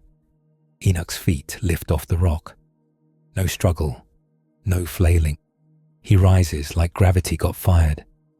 For one ridiculous heartbeat, your brain tries to make it normal, like maybe there's a rope, like maybe there's a hidden ledge, like maybe this is a clever trick and you're about to see the assistant run out with a sheet. No, he's just going up, straight into that opening of light, like it's a doorway cut into the night itself. You step forward without thinking. Your foot hits the edge of the flat rock, and pebbles skitter down into darkness. The drop is deep enough that your stomach lurches just looking at it. You stop, because you're still, unfortunately, a person. And persons do not simply follow cosmic beings into the sky on impulse. The opening begins to close. It narrows like an eyelid. Enoch is almost gone. His face turns down toward the earth one last time, and his expression, your best guess, is a mix of fear, awe, and the tired acceptance of a man who has already seen too much to pretend he can't handle more. Then the light snaps shut. The night returns. The wind returns. Your own heartbeat returns to your ears loud and rude. You're alone on the mountain with the smell of warm stone and cold sweat, and you're left staring at the stars like you're waiting for them to do something. They do, not in a flashy way. More like the whole sky shifts its posture, and you realize you're not looking up at a ceiling. You're looking into a corridor, and Enoch, human, dusty, fragile Enoch, is being escorted through it like a bewildered guest dragged into the back rooms of reality. You can't see him anymore, but you can feel the movement, like your own stomach is lifting, like your bones are remembering they're made of stardust and getting ideas. The first place he goes isn't soft. It isn't cloud and harp heaven. Nobody offers him refreshments. It's wind. Violent, roaring wind that seems to have corners and teeth. You feel it in your imagination like you're standing too close to a giant furnace fan. The air is full of motion, full of unseen wings beating past, full of that clean electric smell right before lightning strikes. Enoch's breath gets ripped out of him. Not metaphorically, physically. One moment he's inhaling mountain air. The next he's gulping something that tastes like cold iron and ozone, and his lungs are offended by the entire concept. He looks around, and there are structures, not buildings exactly, more like the idea of walls made solid, shining surfaces that look like crystal until you realize they're more like condensed fire. The edges glow, the floors don't look safe. He places a foot down anyway. It holds him.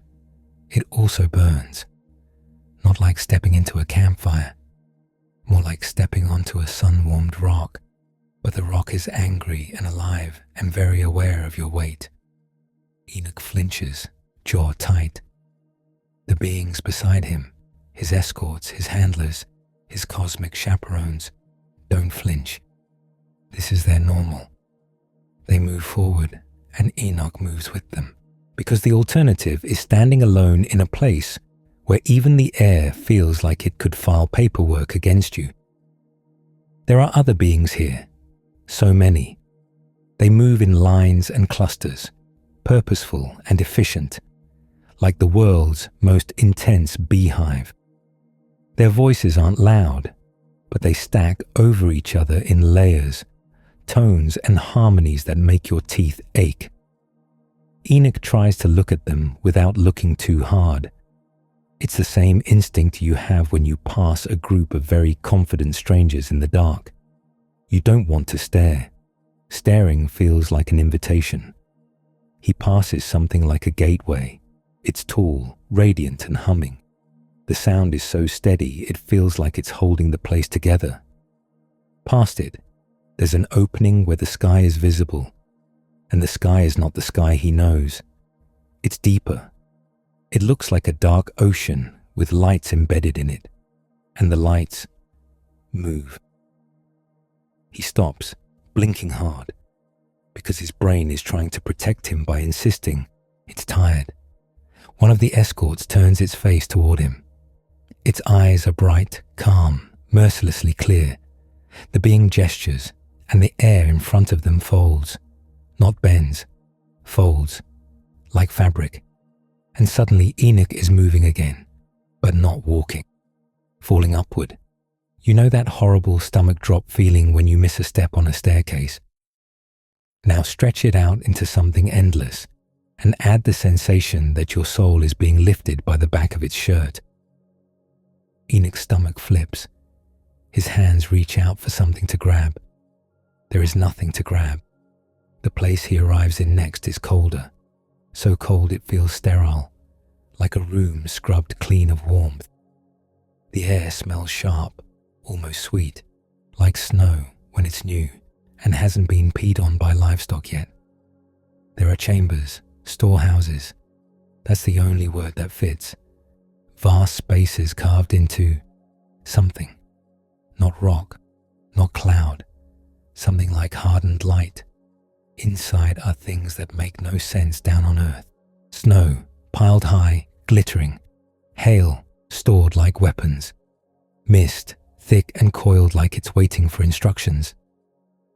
Enoch stares, mouth slightly open, because you spend your whole life thinking weather just happens, that it's random, that it's just the sky being moody.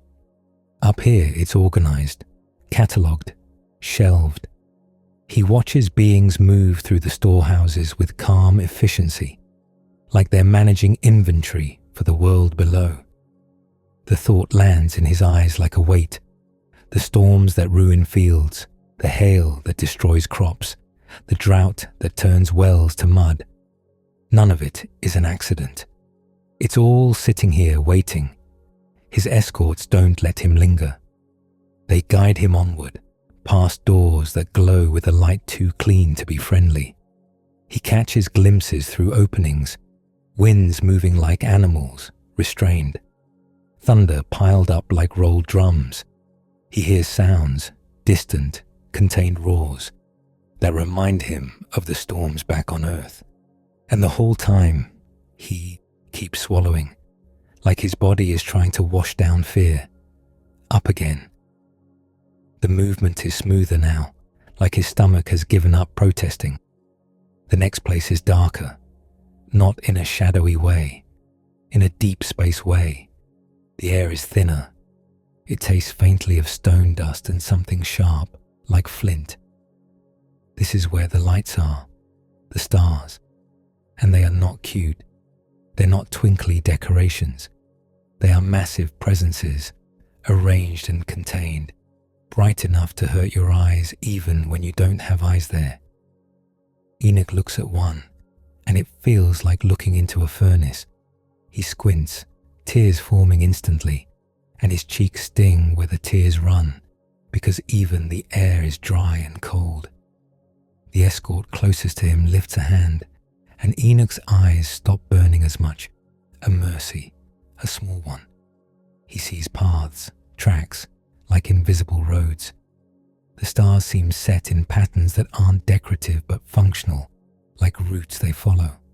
Some burn steady, obedient. Some don't. Some are dimmer, drifting, and when Enoch looks at them, he feels a wrongness, like mold growing in a clean room. His escorts steer him away from those, because even up here, apparently, there are problem employees. He's moved again. This time, the air changes so abruptly, he coughs. The smell hits him like a wall. Smoke, resin, something like hot stone after rain, and underneath it, a strange sweetness that turns your stomach if you think about it too long. Fire, not campfire fire, not cooking fire. This is fire that behaves like architecture. Enoch stands in a place where the walls look like flame frozen into shape. The floor glows with heat under a skin of crystal, like walking on a surface that could crack and swallow you. He takes a step and immediately regrets it. The heat presses up through his feet, through his bones. It doesn't blister him. It just lets him know it could. The air vibrates. Voices are louder here, not because anyone is shouting, but because the space itself hums with power. Beings move in ranks, their faces set, their bodies like light wrapped in form. Enoch feels filthy, not morally, literally. He's a man who came from a world of smoke and blood and livestock. He can almost smell himself now, sweat, old wool, the lingering stink of human fear. He wants to apologize for existing. A massive structure looms ahead. It looks like a house until you realize it's bigger than any house has the right to be. Its surface is bright, and the brightness has texture, like it's made of layered flame. There's an entrance. Enoch pauses at it. A sound comes from inside, a low, miserable noise, like something breathing through pain. His escorts don't slow. They guide him in. The inside is worse, because the fire is everywhere but contained. It lines the walls, runs in channels, pours down like waterfalls that don't burn the structure they're part of. The floor is bright and smooth, and Enoch can feel heat licking up through it. Then he hears voices, not the harmonized voices of the heavenly beings. These are ragged, broken, desperate. They clash against the walls like thrown stones. Enoch turns his head, and there they are, the Watchers. Not all of them, maybe, but enough to make his throat tighten. They are bound. Chains dark and heavy wrap around them. They look like metal but feel like judgment. The chains bite into skin that once looked perfect. Some Watchers' faces are bruised, not with human fists, but with something heavier, consequence made physical. They're pressed into the structure like prisoners against a wall. Some kneel, some slump, some strain against their bindings with useless fury. The smell in this place is hot and bitter, like burned oil. And there's another smell too, faint but unmistakable. Fear sweat. Yes, even angels sweat when they're terrified. One of the Watchers lifts his head. His eyes find Enoch instantly, like they've been waiting for him the way starving people wait for bread. Enoch, he croaks. The voice is ruined, not hoarse like a sick man, hoarse like someone who's been screaming for days. Enoch's shoulders stiffen. He looks smaller here, standing on that glowing floor in his dusty clothes, surrounded by beings that shine. He is one fragile human footnote in a cosmic disaster. The Watcher pulls against his chains. The chains clink with a heavy sound, like doors locking. Enoch, he says again, and the word is a plea now. Scribe, righteous one. Other Watchers stir. They begin speaking over each other, a wave of desperate sound. Listen. Intercede. Tell him. Pray for us. Their voices pile up, messy and frantic, like a crowd at a collapsed building shouting for someone to be pulled out. Enoch raises a hand, not commanding, just trying to survive the noise. What do you want from me? He asks. His voice echoes in the fiery chamber, and you feel the absurdity of it. A man asking angels what they want. Like this is a village dispute over a stolen goat. A Watcher leans forward as far as his chains allow. His face is still beautiful, because apparently that's not the part that gets taken away. But the beauty is cracked now, strained, like a statue left out in weather. We wrote a petition, he says. He says it like that's normal, like fallen angels filing paperwork is just part of the process. Enoch stares. "Ah, petition," he repeats. because his brain has to say it out loud to believe it. Yes, the watcher insists, voice shaking. We swear, we will repent, we will... Another watcher cuts in, furious and sobbing at the same time. Tell him we were deceived by desire. A third hisses, tell him we didn't know. Enoch's jaw tightens, because they did know. You can feel it in the air. They made a pact. They descended together. They taught secrets with proud hands. They watched their giant children chew through the world, and now they want the human to go talk to God for them. It's like setting your neighbor's house on fire and then asking their kid to call the fire department politely. Enoch's escorts stand behind him, silent. They don't comfort him. They don't explain. They just wait, like this is part of the itinerary. A watcher pushes the petition toward Enoch as far as his chains allow. It's written on something that looks like a thin tablet, scratched with precise markings. Enoch takes it with both hands, careful, because it feels hot, like it's been held in a furnace. The watcher's eyes are wide. There's terror there, not fear of punishment, fear of being ignored. Please, the watcher whispers, and the word is small, almost human. Do this. Enoch looks down at the petition. Then he looks back up at the watchers, all of them staring at him like he's the last thread between them and oblivion.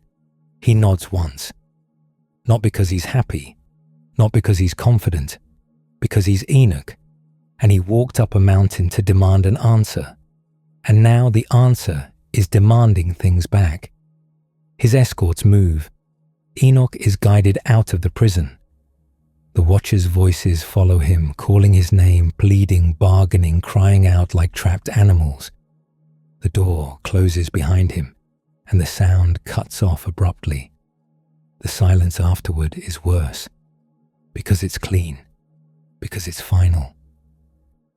Enoch stands for a moment in the fire-lit corridor, clutching the petition, breathing too fast. He looks down at his hands like they don't belong to him. Then the air folds again, up, higher. The next place is so bright he can't see at first. Light hits him like heat, like pressure, like a physical force that shoves against his face. He throws an arm up, squinting, blinking hard, tears streaming again. His escorts don't have to squint. Of course they don't. As his vision clears, he realizes he's in a hall. It stretches beyond what his eyes can handle, lined with pillars that look like crystal, but burn from within. The surfaces reflect and refract the light, so the whole place shimmers like it's alive. The floor is smooth and luminous. Enoch takes a step, and the light beneath his foot ripples. The air smells clean. Not clean like soap. Clean like nothing has ever died here. Clean like no animal has ever pooped in the corner. Clean like the concept of rot hasn't been invented in this zip code. It's almost unsettling on its own. There are beings here too, more than before. They move with purpose, but not frantic. Their faces are calm, their eyes steady. Some carry objects that look like burning coals in bowls. Some carry scrolls that glow faintly. Enoch feels like he's walked into a place where every motion matters. Like he's in the middle of a ceremony that never ends. A sound rises ahead. Not screams, not the ragged pleading of prisoners. This is music, but not in a comforting way. It rolls like thunder, layered voices and tones that vibrate through Enoch's ribs. The sound doesn't ask him to relax. It asks him to understand he is small. His escorts guide him onward. The light intensifies. Enoch's skin prickles, not with heat this time, but with awareness. He can feel his heartbeat loud in his own ears, and he hates how human it sounds in a place like this. He reaches another threshold. This one isn't just a doorway. It's like the edge of an ocean made of light.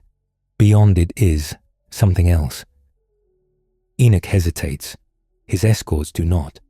They move through, and Enoch follows, because turning around feels impossible.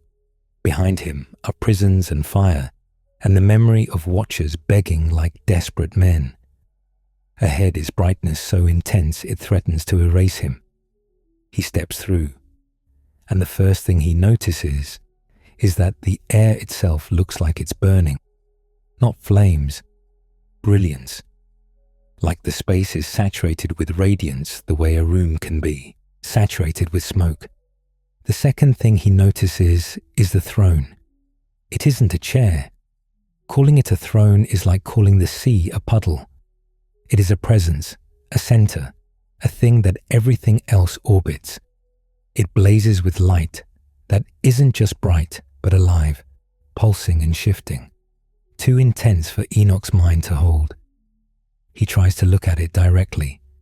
His eyes flood with tears instantly, and his head aches like he's been struck.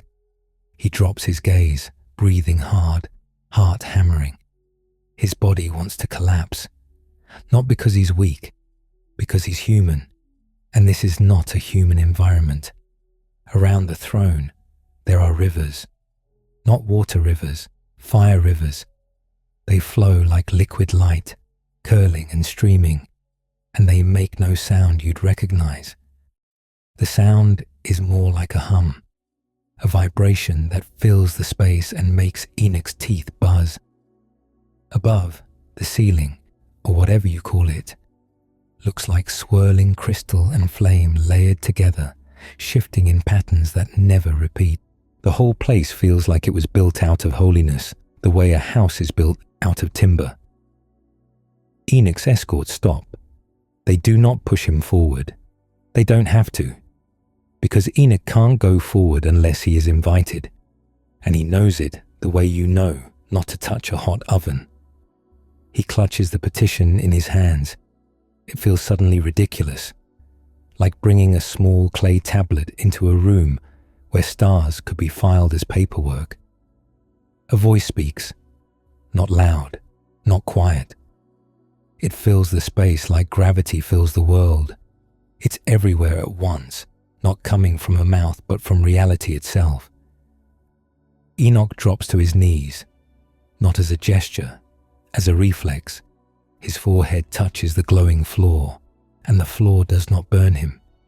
It simply holds him there, like it knows exactly where he belongs. The voice addresses him, his name again. Enoch's whole body trembles. He can't see the one on the throne. Not really. The light is too much. The presence is too much. He can only feel it, and it feels like standing too close to a storm that has a mind. Enoch lifts his head slightly, eyes still downcast. He holds out the petition with both hands, arms shaking from the effort of existing. The voice responds, and the response is not what the watchers want. It's not a negotiation. It's not a gentle conversation where everyone shares feelings and finds common ground. It's a verdict. Enoch hears it and understands, not with his brain first, but with his stomach. The watchers are not getting out. Their time is done. Their request is refused. The words land heavy, absolute. Enoch swallows, throat tight. He doesn't argue. He doesn't plead. He doesn't try to get clever. He knows where clever gets you with beings like this. He remains kneeling, hands empty now, because the petition is no longer a request. It's evidence. The voice continues. It speaks of what is coming. Judgment, yes. But more than that, a cleansing. A washing away of rot that is soaked too deep into the world. Enoch's mind flashes with images of Nephilim shadows crossing villages, blood on dirt, mothers shaking with knives too small to matter. A flood, not as a random disaster, as a reset. Enoch's mouth goes dry. He can almost smell it. Wet earth, drowned smoke, rotting wood. He shudders. The voice speaks again, and this time it's not only about destruction. There is also preservation. a remnant, a way through. Enoch can't see the whole shape, but he feels the outline of it like a hand pressed through cloth. The voice gives him instructions, not the kind that come with room for interpretation, the kind that settle into your bones and become part of your nervous system. Enoch listens. He doesn't look up. He doesn't have the courage, and maybe courage isn't the right word. Maybe it's simply that his eyes would melt out of his head. The voice stops. The silence afterward is enormous. Enoch stays on the floor for a moment longer, forehead against the glowing surface, breathing shallowly. He feels like he's been scraped hollow. His escorts move again. They touch him lightly, barely a brush of their presence, and Enoch's body is lifted. He stands swaying. The brightness dims slightly as they guide him away, like a curtain drawing itself for mercy. He passes back through the hall of fire and crystal. The music continues, unbothered. As he moves farther from the throne, sensation returns in more recognizable pieces. The ache in his legs from kneeling, the dryness in his mouth, the sweat cooling on his skin. He realizes he's crying, not sobbing, just tears leaking steadily, as if his body is trying to drain off what his mind can't hold. They bring him through places he can barely process on the way back, a realm where winds coil like serpents in pens, a place where the sun feels close, too close, like an immense burning eye kept on its route by force. Stretch of darkness where the stars feel less like lights and more like beings with jobs to do. Time doesn't behave. Enoch could be gone minutes or years, and your human brain wouldn't be able to tell the difference. Up there, the usual markers, hunger, sleep, the slow crawl of fatigue, get shoved aside by sheer overwhelming experience. Eventually, they bring him back past the prison. The watchers sense him before he arrives. Their voices rise like a wave hitting rocks, frantic and desperate. Enoch, what did he say? Did he hear us? Did he? Enoch stops at the threshold. His escorts allow it. He looks in. The watchers strain forward, chains rattling, eyes bright with hope like fools. Enoch's face is pale. His mouth opens, and for a moment he doesn't speak, like the words are too heavy to lift. Then he tells them, no pardon, no release, no mercy in the way they wanted it. The watchers' faces change as he speaks. Hope collapses into rage, grief, disbelief. One of them snarls and yanks against his chains until they bite deeper. Another slumps like his bones have turned to water. A third just stares at Enoch with a look that is almost childlike. But he whispers. He doesn't finish, because there's nothing to finish. Enoch's eyes flick away, as if he can't bear to look at them and still keep himself together. The escorts pull him onward. The prison door closes again, cutting off the sound of angels discovering consequences. Enoch's shoulders sag as if a weight has been hung across them. He's carried down, back through layers of sky and brightness and cold, toward the world of dust and blood. The mountain returns under his feet without warning. One moment, he's in air that tastes like lightning. The next, he's on rock that smells like sun-warmed stone and dry weeds. The night is still night.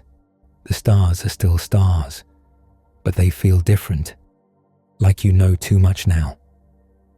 Enoch stumbles. He catches himself on his hands, palms scraping rock. He breathes hard, almost gulping the familiar thin mountain air like it's the only safe thing left. His escorts are gone. No goodbye, no gentle pat. They vanish like they were never there, leaving him alone with the night and the kind of knowledge that makes you older in minutes.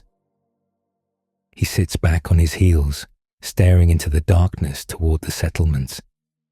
His face looks strained, not with fear now, but with burden.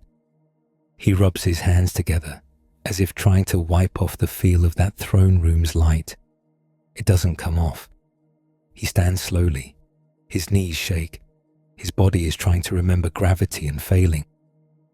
He starts down the mountain, not running, not rushing, walking like a man who has to carry a message that will change everything.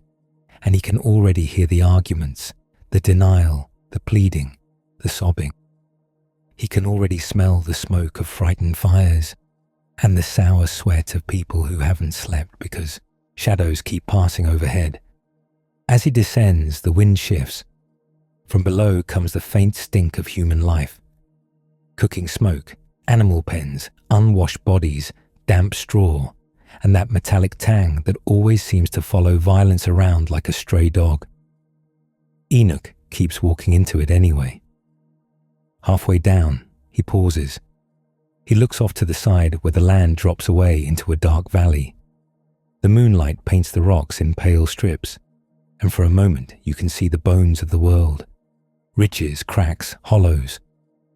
Enoch's eyes narrow, not because he sees a Nephilim, not because he hears screaming, because he senses something else, something hidden inside the earth itself, a place that feels prepared, waiting.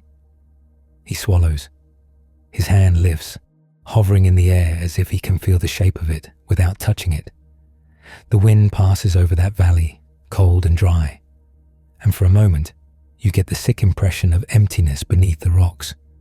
Not just caves, not just holes, spaces, compartments, like the world below has its own architecture, ready for what comes after the noise stops. Enoch lowers his hand. He exhales, slow and shaky. Then he continues down the mountain toward the sleeping, terrified settlements, carrying a verdict from a throne of fire, and the growing awareness that the earth itself is already carved with places for what happens next, quiet and waiting in the dark. "Stop," a voice says behind you. Not a human voice, not a mountain hermit voice. One of those voices that doesn't ask permission from your nervous system. You freeze halfway down the slope, one sandal skidding on loose gravel. A pebble shoots off the edge and clicks its way into the dark forever. Enoch turns too, shoulders tight, like his spine is already tired of being surprised by the universe. The air changes. It's still night, still wind, still dust, but now it feels managed, like the sky just hired security. The same sharp, clean beings from up there are standing on the rocks as if they've always been here.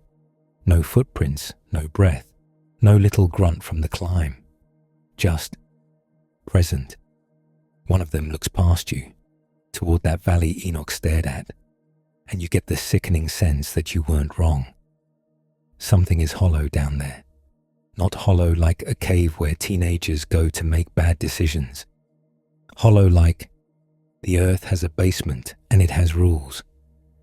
The being speaks again, calm as a ledger.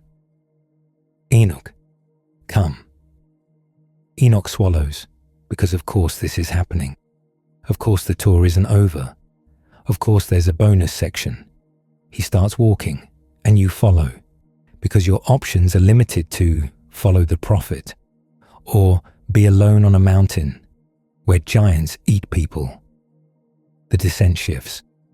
The path that should be there isn't exactly. Your feet still touch rock, but the angle stops making sense. The air thickens and cools, like you're walking into the open mouth of the world. The smell hits first. Cold stone, damp mineral, a faint, old stink, like water that sat too long in a skin bag.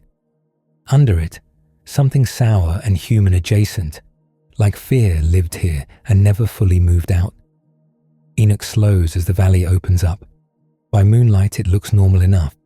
Dark ridges, jagged rock, scraggly brush clinging to life out of pure spite. Then the escort lifts a hand. The world parts. Not dramatically, no explosion, no thunder. Just a quiet, awful reveal, like a curtain pulled back on a room you didn't know was behind the wall. In the mountainside are openings, hollows, 4 of them, carved deep into the rock as if the earth itself got bored and decided to become an architect. They're not cave mouths you can wander into with a torch and optimism. These are vast, bowl-shaped chambers cut into the mountain's bones, descending into shadow. They look prepared, like someone did this on purpose. Enoch stops at the edge of the nearest hollow. You stop too, because the drop is the kind that makes your stomach go weak. Down there, far below, there are shapes, people shapes, not walking, not living. More like standing echoes, gathered in clusters like they're waiting for the doors to open. The wind that rises from the hollow is cold enough to sting your nostrils. It smells like wet stone and old regret. Enoch whispers, "What is this place?" The escort answers without drama, like he's explaining where they keep the grain. These are the hollows for the spirits of the dead. Enoch's face tightens, because everyone has heard about the dead. The vague down there, the grey place, the shadow world where everybody ends up, no matter how good or rotten they were. This is not grey, this is organised. This is the spiritual equivalent of a storage facility with labelled units. Enoch leans forward a little, peering into the first hollow.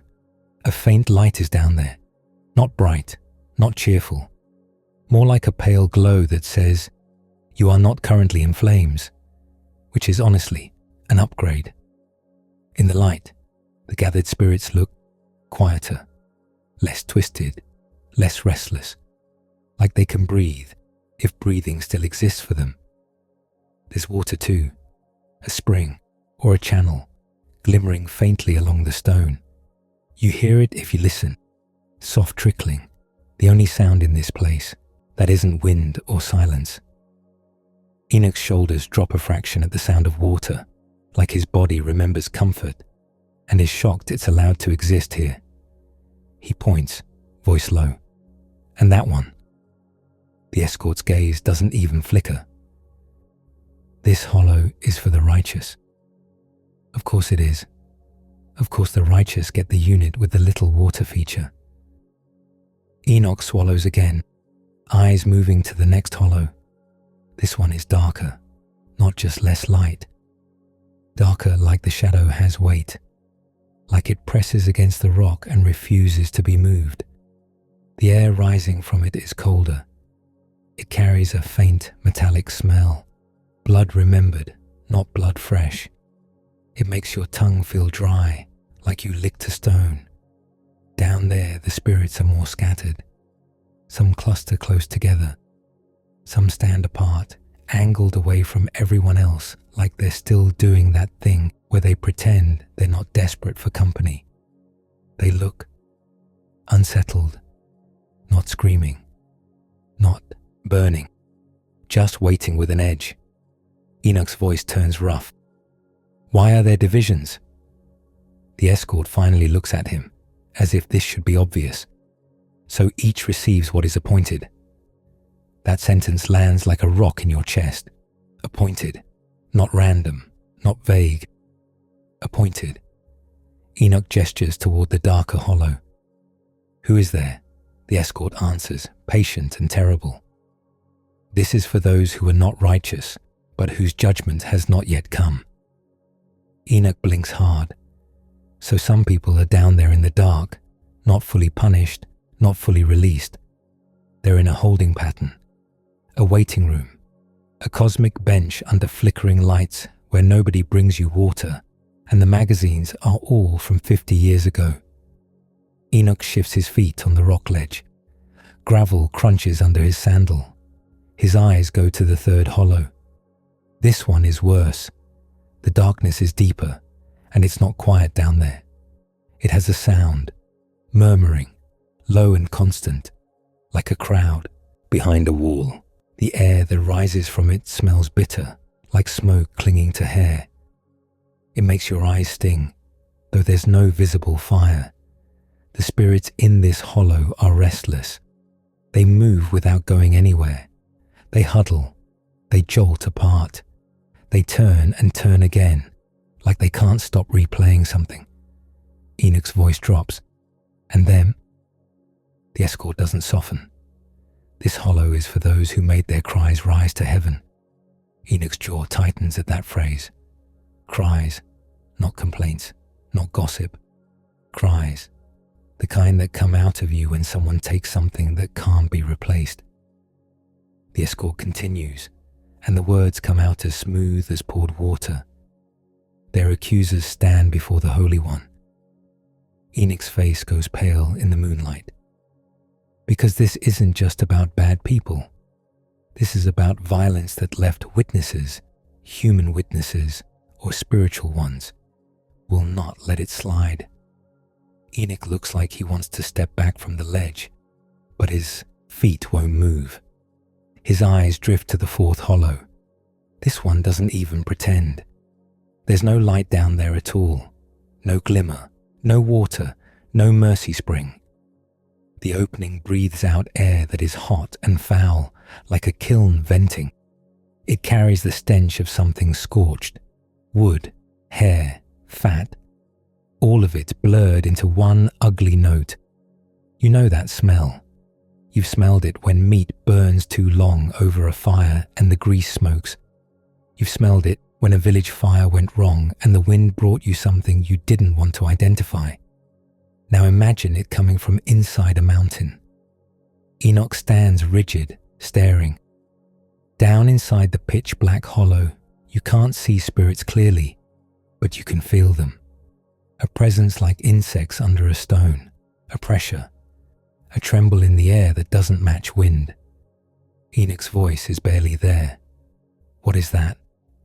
The escort speaks, as calmly as ever. This hollow is for those who are cursed. Enoch flinches, just a small jerk of the shoulders, like the word slapped him. The escort lifts a hand slightly, and for a moment the darkness below thins. Not enough to make it friendly, enough to make it real.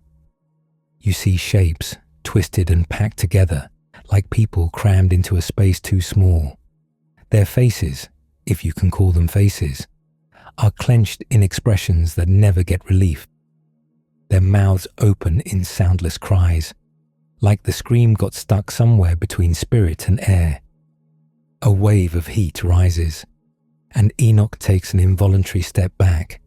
The escort's voice remains flat. Here they wait until the day of judgment, when they will be led away. Led away, like livestock, like prisoners, like people who thought they were the main character and just discovered they're a cautionary tale. Enoch's hands flex at his sides, fingers opening and closing. He looks down again at the righteous hollow, the one with light and water, and you can see his mind doing the math. A whole system exists under the earth, compartments, holding places, awaiting architecture built into the world. You hear your own breath, loud in your head. The night air tastes like stone. Enoch asks the question that's been growing in his throat since the first hollow opened. Who made these? The escort's eyes stay on the hollows, not on Enoch. These were made so the spirits might be separated. Separated. It's a simple word, but it carries the weight of a door closing. Enoch stares at the four hollows like he's looking at a map he didn't know existed, and it's labeled with things he never wanted to read. He whispers, not to the escort, but to himself. So the dead do not go together. The escort doesn't correct him, because he's right. So you stand there on a mountain ledge at night, staring into the earth's hidden chambers, and it dawns on you that the world has more rooms than you were taught. And now we arrive at the part nobody talks about, because it isn't just the hollows, it's what comes next. The escort turns away from the four chambers like they're a completed lesson. Come, he says again. Enoch hesitates. Every part of him wants to go back to normal problems, like sore feet and people arguing over goats. He wants to go back to a world where the worst thing you can smell is a tannery. Instead, he follows. You follow. The path curves along the ridge, away from the hollows. The ground underfoot becomes rougher, the stone darker. The wind dies, as if it's afraid of where you're going.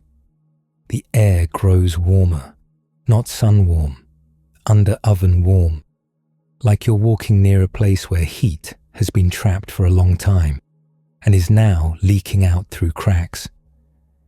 Enoch wipes his forehead with the back of his hand. The sweat doesn't cool right. The escort leads you toward a valley cut deep into the land, a long trough between rocky slopes. From above, it looks like a scar. From above, you can also see smoke. Thin streams at first, then thicker, curling up from the valley floor, like the earth is exhaling. The smell reaches you before you even descend. Ash, sulfur, burned refuse. It's the smell of a city dump that's been on fire for 3 days, and nobody has enough water to care. Enoch's face pinches, and he presses his lips together like he's trying not to taste it. They start down. The rocks here are blackened in places, stained like they've been licked by fire for years. Your sandals scrape against gravel that crunches too easily, like it's half char. The air grows hazy. It stings your eyes. It dries out your throat instantly. You swallow, and it feels like swallowing dust. Down in the valley, you see it. Fire. Not one neat campfire. Not a controlled cooking flame. Fires scattered in pits and trenches, fed by something that keeps burning even when it shouldn't. The flames are a dirty orange, edged with sickly green in places. They snap and spit like they're angry about being alive. The heat rolls over you in waves. It has that greasy feel of burning garbage, sticking to skin. Enoch stops at the edge of the valley floor. He looks around, eyes wide, breathing shallow. This place, he begins. The escort finishes the thought for him. This is the valley of judgment. Enoch's mouth goes dry in a new way. Judgment. That word again. Not vague, not symbolic, not maybe someday. Judgment with a location. The escort points farther along the valley where the ground drops into a deeper trench. Smoke pours from it steadily, thick as wool. Enoch squints through the haze. There are shapes down there too. Not human spirits this time. These are other. The air around them shimmers with heat, and the firelight catches on forms that look half like men and half like something that never belonged on earth in the first place. Their faces turn when you draw near. Their eyes are bright in the smoke like coals. Enoch's whole body tenses, recognition hitting him like a slap. Watchers, he whispers. Not the ones he saw chained in the fiery prison above. These feel different, lower, dirtier, like the consequences have already started chewing. One of them shifts closer to the edge of the trench, dragging something that clinks, chains again. Enoch stiffens, because of course it's chains. The universe has one solution, and it's apparently iron-flavored humiliation. The fallen being opens its mouth. The voice that comes out is rough, scraped raw by smoke and rage. Enoch. His name again, but this time it isn't a plea. It's a resentful cough of a word, like a man spitting onto the ground. Enoch's escort doesn't step back, doesn't flinch, doesn't glance at Enoch for permission. This place is prepared, the escort says, voice steady, for those who led many astray. Prepared. You keep hearing that word. Prepared rooms, prepared hollows, prepared valleys, as if the world has always had a blueprint for what to do with rebellion. Enoch looks from the trench to the fires scattered along the valley floor. You notice things on the ground. Bones, not neatly arranged. Scattered pieces, bleached and blackened. Some look animal, some look not animal. There are heaps of ash where something once burned down to nothing. The ash is greasy, clumping together, and it leaves dark streaks when the wind pushes it. The place feels used, like it's been doing this job for a long time. Enoch covers his nose with his sleeve. It doesn't help much. The smoke still finds your mouth, still coats your tongue. The escort leads you forward, deeper into the valley. As you walk, you pass pits ringed with stones. The stones are cracked from heat. Some are glassy in spots, melted and cooled again. The flames inside the pits don't behave like normal fire. They twist and climb like they're trying to get out, like they want to bite.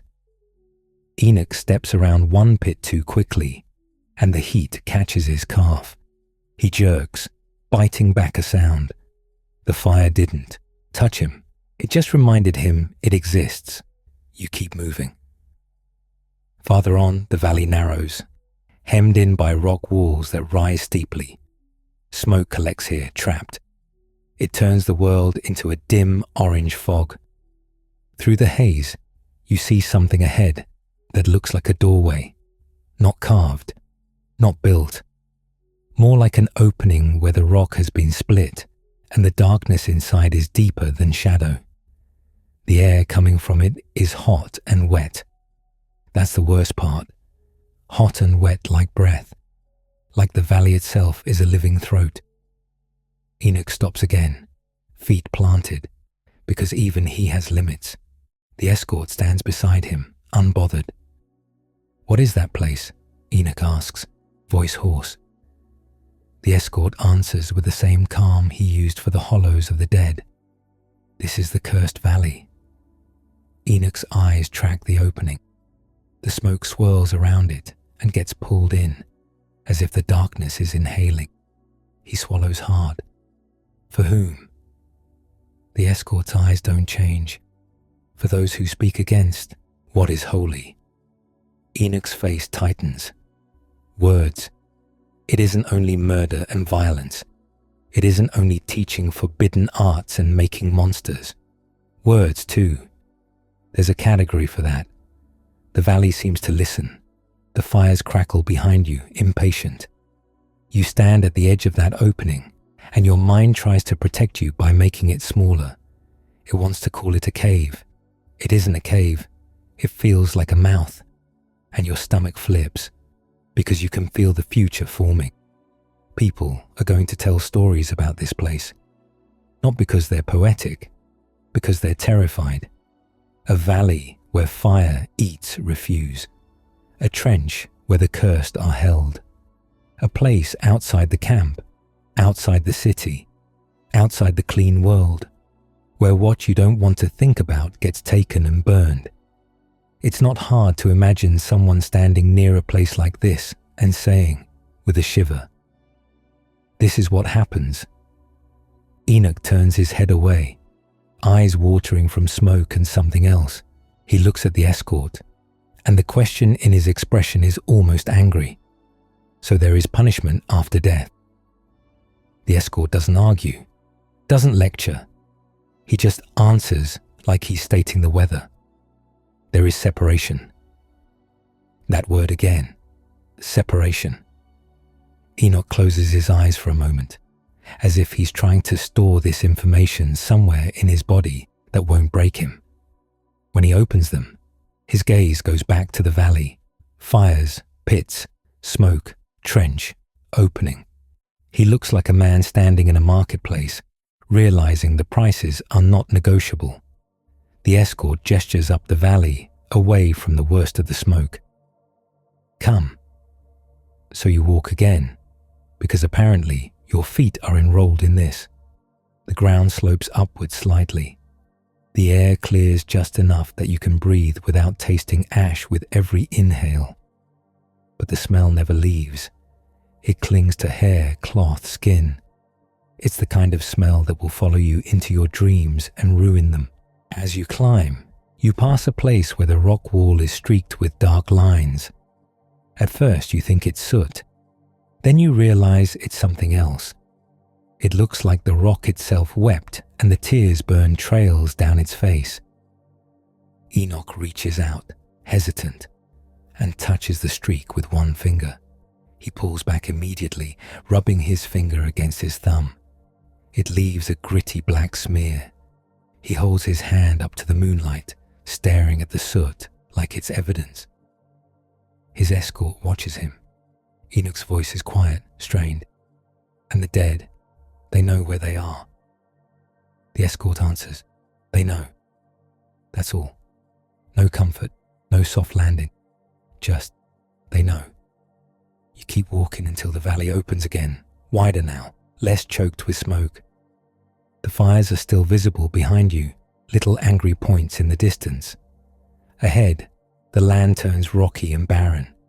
No grass, no shrubs, just stone and dust under cold moonlight, as if life took one look and decided to live somewhere else. Enoch stops at a ridge and looks down into a different kind of hollow. This one isn't carved like the four chambers. It's more natural, a deep basin surrounded by jagged rock.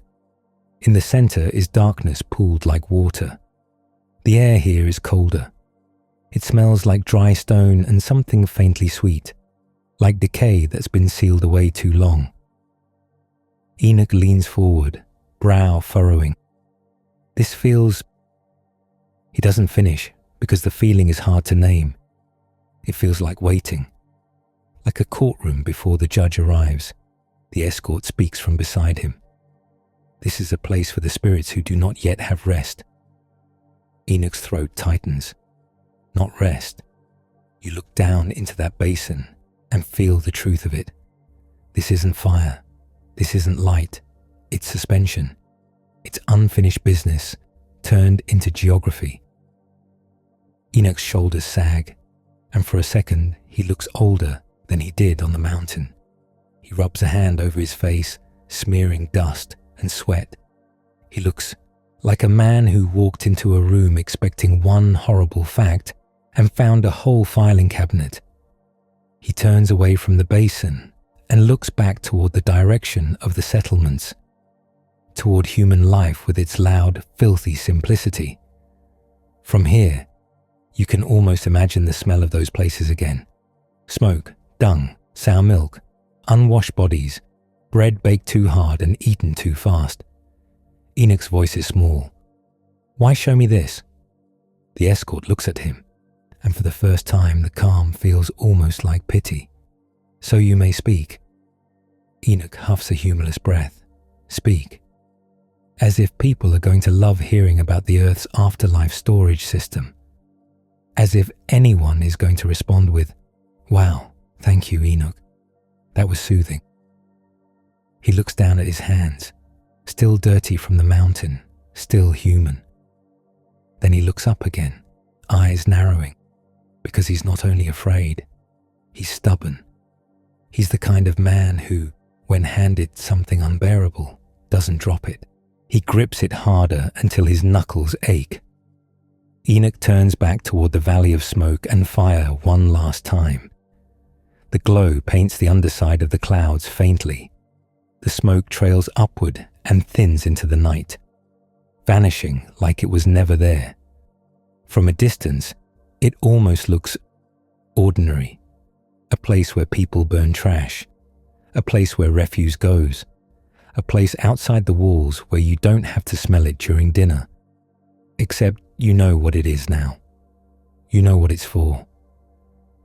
Enoch's escort steps closer, and the air around him sharpens again, clean and electric, like the smell of lightning before it strikes. Your days are numbered, the escort says, not threatening, simply stating. Enoch's jaw clenches. He nods once, slow, as if he's accepting a weight being placed across his shoulders. The escort raises a hand. The air folds. For one horrible heartbeat, you think you're about to be yanked back up into the burning halls and crystalline floors. Instead, the Valley fades. The smoke thins. The rock underfoot changes back to the familiar mountain path. Loose gravel, dry weeds, the stink of old animal droppings clinging to stones like an insult. The cold night wind hits your face, clean compared to the valley's breath. Enoch stumbles slightly, catching himself. He stands there in the dark, chest rising and falling, and you can see it in his posture. The tour is over, but it isn't finished inside him. Down below, the settlements sleep fitfully. Somewhere a dog barks. Somewhere a goat complains in its sleep like it has unresolved grievances. Enoch starts walking again, heading toward people who have no idea what's under their feet. And you follow, because you can feel it now too. The world isn't only mountains and fields and tents and blood-stained stones. It has compartments. It has valleys that burn. It has places prepared, waiting, quietly doing their work, while humans argue over bread and pretend tomorrow is guaranteed. Enoch walks into the night with smoke still caught in his hair, carrying a message nobody wants. Behind you, the mountains keep their secrets. Below you, the earth holds its hollows.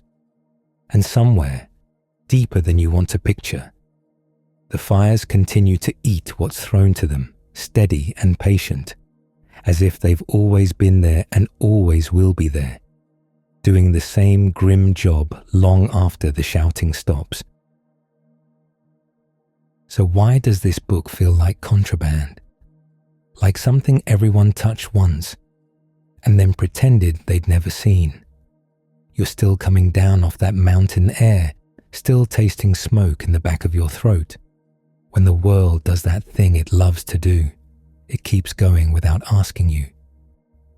Enoch walks into the night, into villages where people are asleep on reed mats that smell like feet and old onions. He's carrying all that, those hollows, that valley, that heat that felt like breath. And you can already tell how this is going to go. Because telling people about invisible compartments under their homes is not a fun icebreaker. He steps into a settlement at dawn, when the air is cold enough to make your teeth ache. Dogs nose around piles of refuse like they're doing important research. Someone's cooking something that might be porridge if you're generous. Enoch starts talking. You watch faces do the slow change. Curious, skeptical, annoyed, alarmed, back to annoyed. A man in a stained tunic scratches his beard and looks at Enoch like he's selling cursed cookware. Angels came down, one woman mutters, shifting a baby on her hip. The baby is sticky in that way babies always are. Enoch keeps going anyway, because of course he does. He's got that stubborn prophet posture, the one that says, I will make this your problem. And for a while, it is. The story spreads the way all stories spread back then. Mouth to mouth, fire to fire, like smoke that gets into your clothes and follows you home. People repeat it with their own little edits. They leave out the parts that make them nauseous. They keep the parts that make their neighbors gasp. Years go by. Generations. Empires swap hats. And somewhere along the way, the story stops being only breath and becomes something else. Ink. You're in a room that smells like lamp oil and scraped animal skin. Parchment, drying and sharp, like a butcher shop tried to become a library. A scribe sits hunched over, shoulders tight, fingers stained black. He's copying.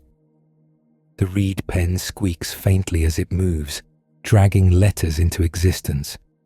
His lips move as he writes, because silent reading isn't really the vibe yet. He murmurs each line like a prayer and a complaint at the same time. This isn't comfortable work. The bench is hard. The light is terrible. The ink keeps drying on the nib. His back is already making threats. But he keeps going, because this is how a book survives. Page after page, The strange names, the bright terrors, the prison of the watchers, the valley that burns. It all gets pinned down like an insect in wax. A young man comes in with water, warm, stale water in a clay jug that tastes like the inside of a goat's stomach. He sets it down and stares at the page. "What are you copying?" he asks. The scribe doesn't look up. "Enoch." The young man frowns. "Is that allowed?" The scribe gives a little grunt that could mean anything. Approval, disgust, a spinal injury. "People want it," he says. "People keep asking." And they do. You drift through early gatherings of believers packed into rooms that smell like sweat and cheap wine and damp wool. Someone's always coughing. Someone's always whispering. There's always a baby who chooses the worst moment to announce its feelings to the universe. A reader stands with a roll in his hands, and when he speaks, people lean in. Not because it's soothing, because it's electric. They already know the old stories: creation, garden, flood. But this fills in the gaps with teeth. 200 watchers, forbidden knowledge. Giants so big they eat the world like it's a snack tray. People nod, eyes wide, as if someone finally explained why everything feels so haunted. And in the corners, you notice it. Little lines and phrases slipping into prayers, into sermons, into arguments. A shared vocabulary of fire and judgment and angels with jobs. Enoch is in the room even, when the scroll isn't. Time rolls forward again, and now the air changes, saltier, brighter. You're in a city that never fully shuts up. Alexandria. The streets are narrow and loud, packed with vendors shouting over each other like the entire economy runs on volume. Fish guts rot in the sun. Donkeys sweat through harnesses. Somewhere, a philosopher is yelling at a teenager. You step into a school where men argue for sport. Inside it smells like papyrus dust and ink and human pride. A teacher is speaking, calm, confident, the kind of voice that makes people feel smarter just for listening. Clement. He's not wearing anything fancy, but he carries himself like a man who owns books in a world where that's basically sorcery. He's talking about angels, about order, about the invisible world layered over the visible one. Someone asks him about the strange stories, about angels falling. Clement doesn't flinch. He references Enoch like it's a perfectly normal thing to do, like everyone obviously has this on their shelf. You see heads nod, you see pens move, you see the way words become respectable when the right person says them. And that's the thing that keeps happening. In Carthage, the air is hotter and heavier, and the city smells like seaweed, incense, and the sour stink of crowded living. You squeeze into a courtyard where people are talking about God the way people talk about politics, loudly, urgently, and with a sense that being wrong could ruin everything. Tertullian is there, sharp-eyed, the kind of man who looks like he could win an argument with a rock. He's talking about angels and women and why humans keep making decisions that ruin their lives. Someone scoffs at Enoch, calls it questionable. Tertullian snaps his head like a dog, hearing a strange noise. He defends it, out loud, in public, with that aggressive confidence that makes you want to back up a step. You can practically feel Enoch's scroll getting promoted in real time. Over in Caesarea, in a room that smells like old parchment and new anxiety, Origen is working like he's trying to read every book on earth before breakfast. The man looks tired in the way only geniuses and insomniacs look tired. He references Enoch too, carefully, thoughtfully, like it's a tool he knows how to use. It's not one lonely weirdo clinging to a forbidden scroll. It's everywhere, threaded through the early centuries like a vein. You'd think that would be the end of the story. You'd think a book that widespread, that quoted, that useful, would just stay. But the world shifts again, and it isn't subtle. Suddenly, the believers aren't huddling in back rooms anymore. They aren't whispering. They aren't hiding scrolls under tunics like contraband. Now there are buildings, big ones, stone and marble and ceremonies, candles in tall stands, incense thick enough to make your eyes water, choirs that echo like the room itself is singing. Christianity starts wearing the clothes of power, and power always wants one thing: a tidy bookshelf. You feel it in the air first, that faint metallic tension of authority entering the room, like the sky just hired more security, but this time it's humans. It's the 4th century, and you're standing outside a hall where men in robes are arriving in clusters. Their sandals slap the stone. Their rings catch the light. Their faces are serious in that specific way people get when they believe the universe is counting their votes. Inside, the room is crowded and hot. Too many bodies, too much wool. Someone nearby smells like old garlic and stress sweat. There's a table, and on it are stacks of writings, scrolls, codices, letters copied and recopied until the margins are full of notes. You can hear the scrape of benches, the murmuring, the occasional sharp burst of disagreement. Nobody saying, "We're deciding what God said." But that's exactly what this feels like. A man stands and reads from a list, voice firm, like he's reading out who made the cut for an exclusive club. Some writings get nods, some get frowns, some get that awkward silence people do when they don't want to fight in public. You wait for Enoch. You can almost see it. That battered, beloved work that spent centuries riding along in the minds of believers, explaining the weirdness of the world. But when the name comes up, the room tightens. Not everyone, not in the same way. It's more like the mood changes. Like someone opened a door and let in a cold draft. A bishop clears his throat.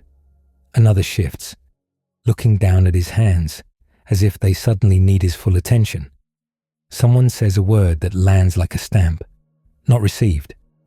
Someone else says, used by some, and it comes out the way you'd say, yes, some people eat bugs on purpose. A third voice, older, calmer, mentions that it's beloved in certain circles, but not universally. The tone is polite. The meaning is not. Enoch is being pushed to the edge of the table, and it isn't hard to see why the room is getting prickly. This book is messy. It's full of angels behaving badly, which is already a problem if you're trying to teach a clean cosmos.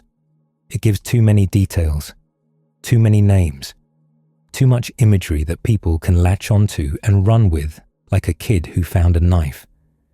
It's hard to control, and control is the new hobby. You watch men argue over what belongs in public reading, what gets read aloud to the masses who can't check the footnotes, the same masses who will take one spicy story and build an entire worldview out of it. Somebody brings up how certain groups are using wild angel stories to justify wild behavior. Someone else brings up order, doctrine, unity. Unity. That word rolls around the room like a barrel. Heavy, practical, dangerous. Enoch doesn't offer unity.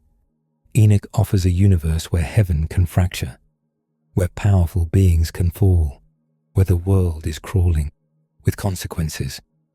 It's a cosmic horror scroll in an age that's trying to become an empire.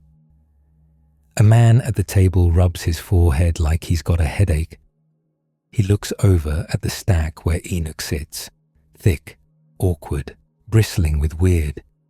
You can almost hear him thinking, not now, not with everything on fire already. So the decision doesn't have to be dramatic. It doesn't need a villain twirling his mustache. All it needs is a slow turning away, a quiet, bureaucratic push. Enoch is still copied in places, still loved in pockets, still quoted by those who grew up with it. But now you can feel the chill of disapproval settling over it like dust. In a scriptorium, a monk dips his pen and pauses, eyes flicking to a supervisor across the room. The supervisor doesn't say, "Don't copy that." He just raises an eyebrow.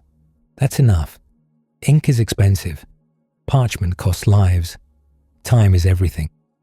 You don't waste it on things that make your boss squint. So Enoch stops being recopied in the big centers. Not all at once, not with a bonfire and a speech. It just thins out. One library doesn't replace its worn copy. A rat gets into a chest and chews the corner of a scroll. A damp winter turns a stack of papyrus into a moldy paste that smells like sour bread. In one city, a bishop orders certain books removed from public reading. They're not burned in the street. They're simply taken off the lectern. Silence is incredibly effective. And still, for a while, Enoch refuses to die.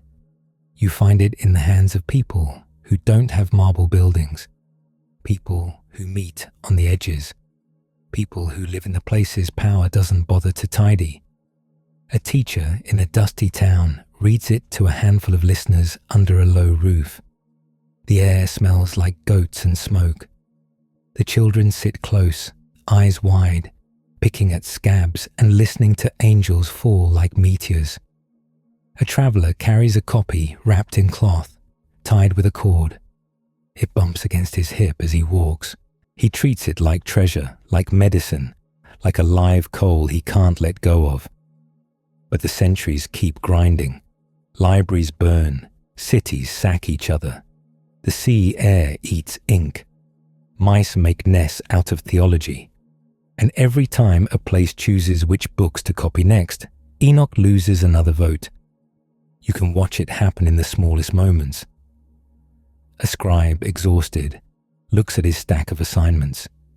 He has limited parchment, limited oil. His fingers are cracked. His stomach is empty. He chooses the writings everyone agrees on. He doesn't choose the weird angel book. Not because he hates it, because he's trying to survive, and survival loves consensus. By the time you get a few centuries farther, Enoch has become the kind of thing people mention with a cautious tone. A book your uncle read once. A book rumored to have strange things. A book that some people used.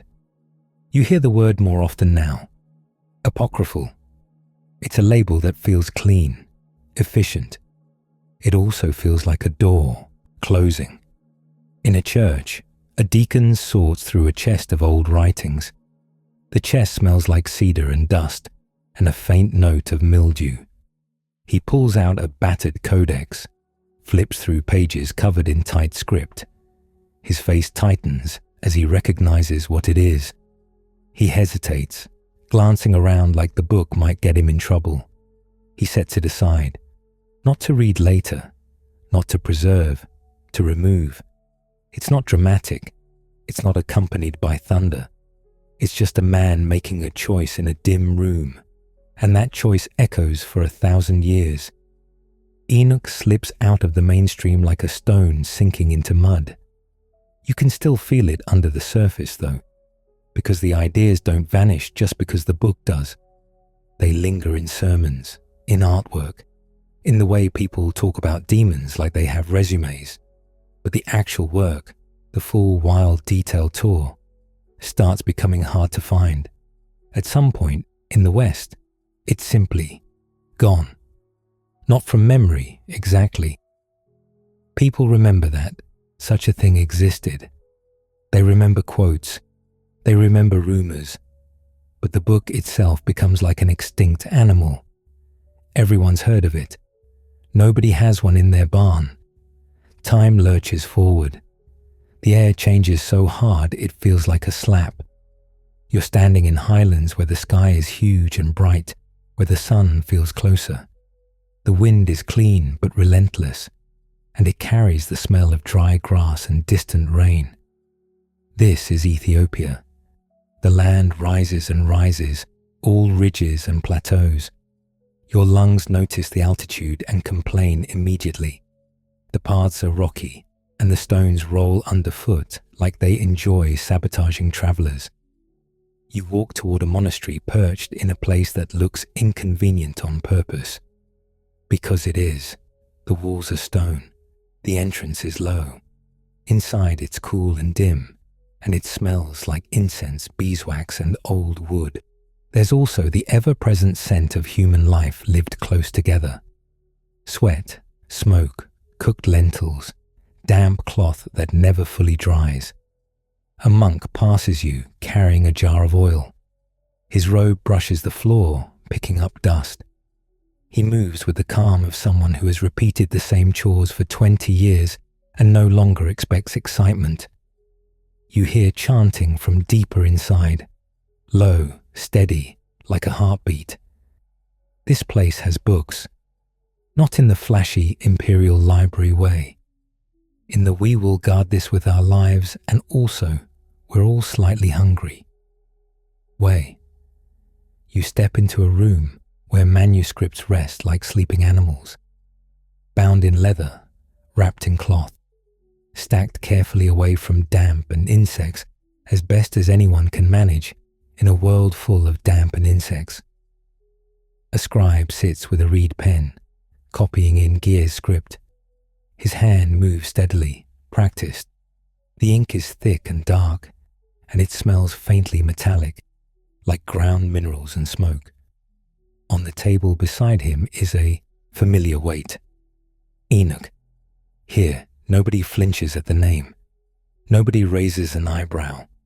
Nobody quietly slides it off the table as if it might stain the room.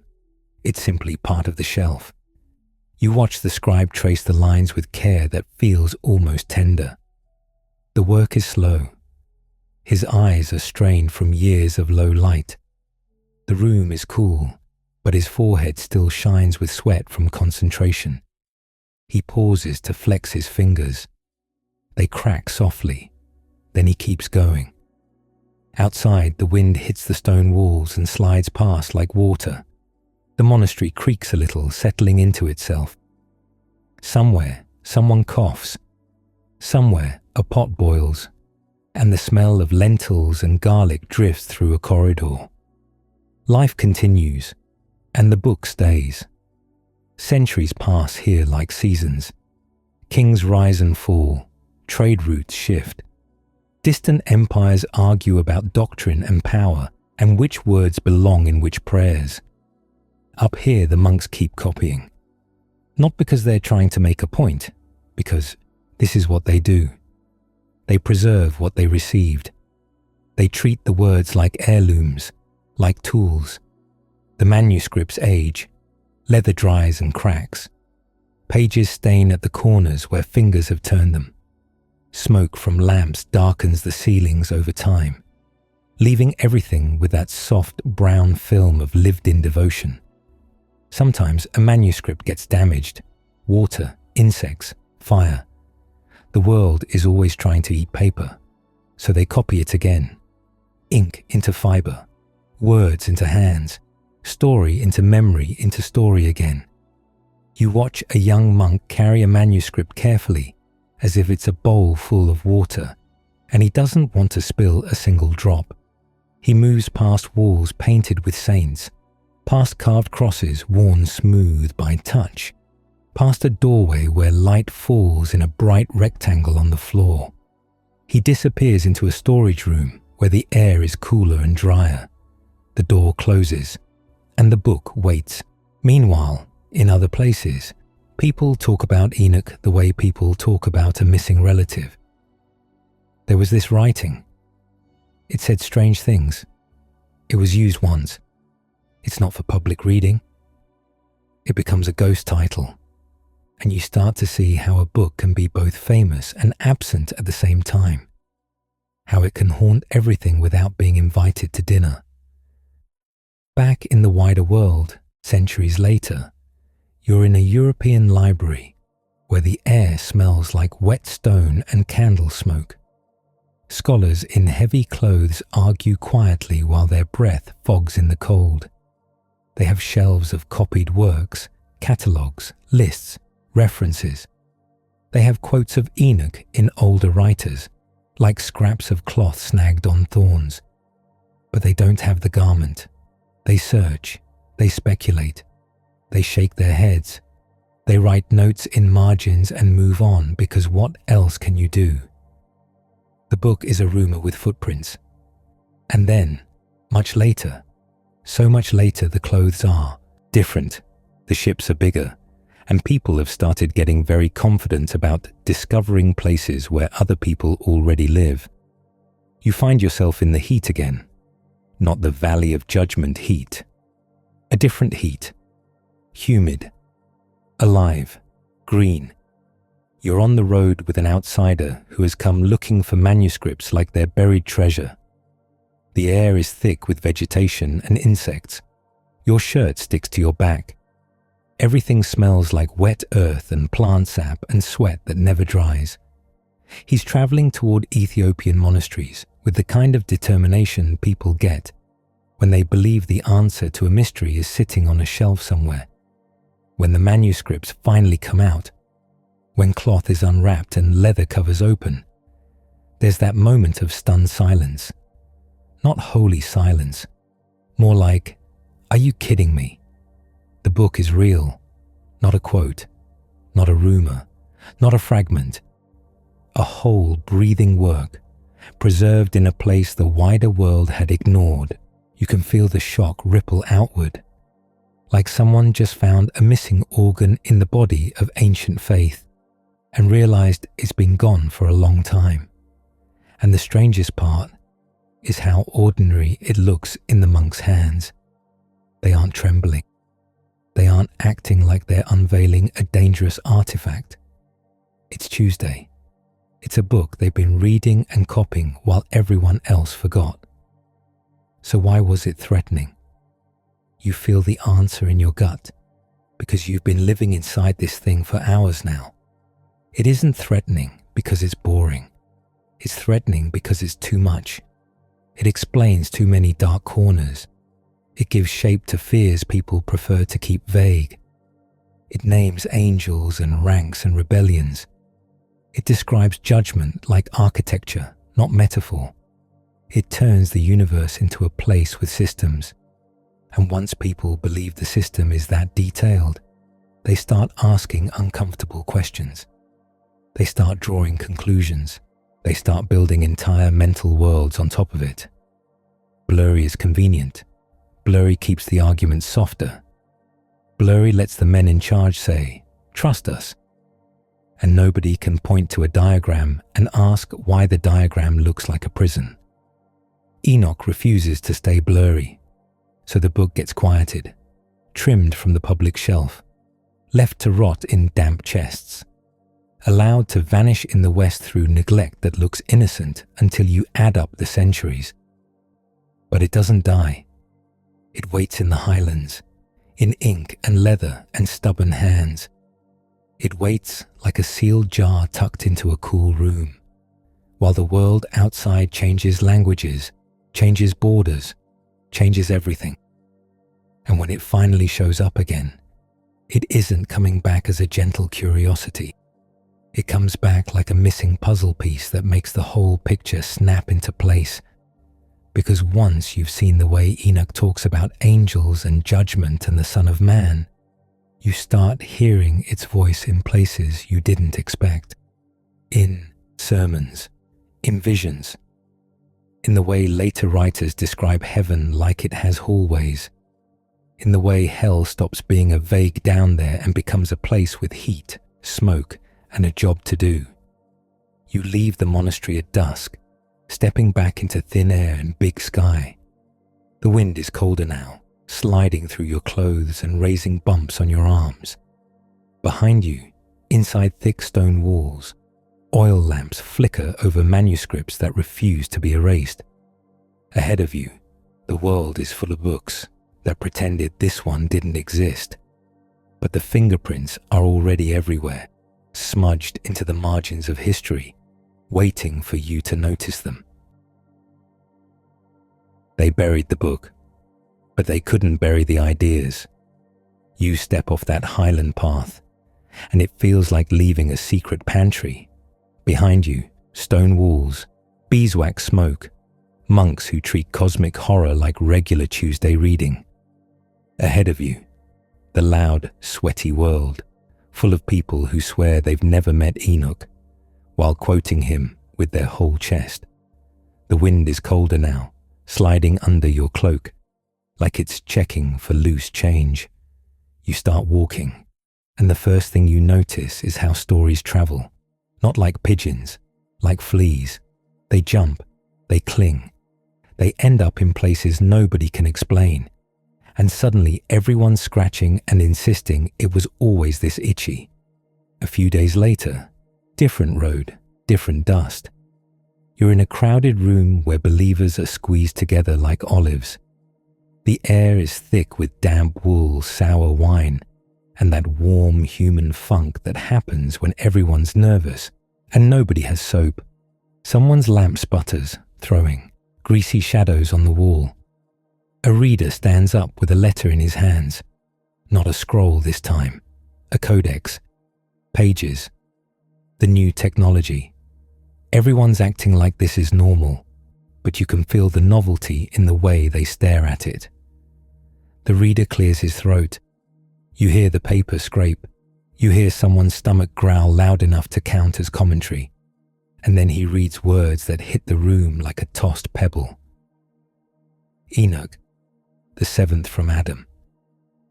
You feel the whole gathering do a tiny flinch. Not because they don't know the name, because they do. Because the name still has that charge. Like someone just mentioned a banned song in front of your very anxious aunt. The reader keeps going, voice steady, like he's decided everyone's going to deal with it.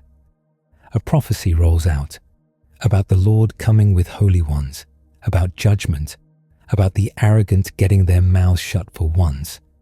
It's blunt. It's not the kind of thing you embroider on a pillow. Someone near one, you mutters, half impressed, half alarmed. A woman pulls her child closer, as if the name Enoch might bite. But nobody stops the reading. Nobody stands up and says, "Excuse me, that citation is a problem." They just take it.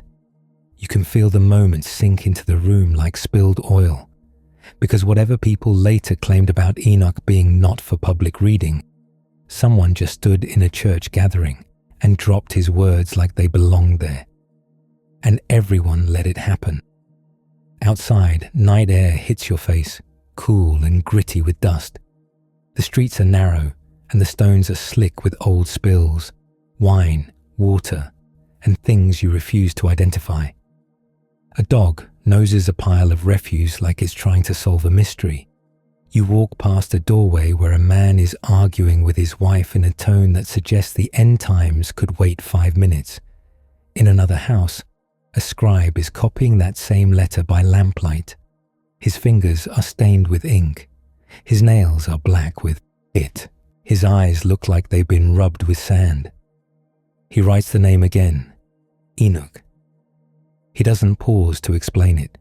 He doesn't add a disclaimer. He just keeps going, because for him, it's already part of the package. Like salt, like taxes, like the fact that mice will always find the grain.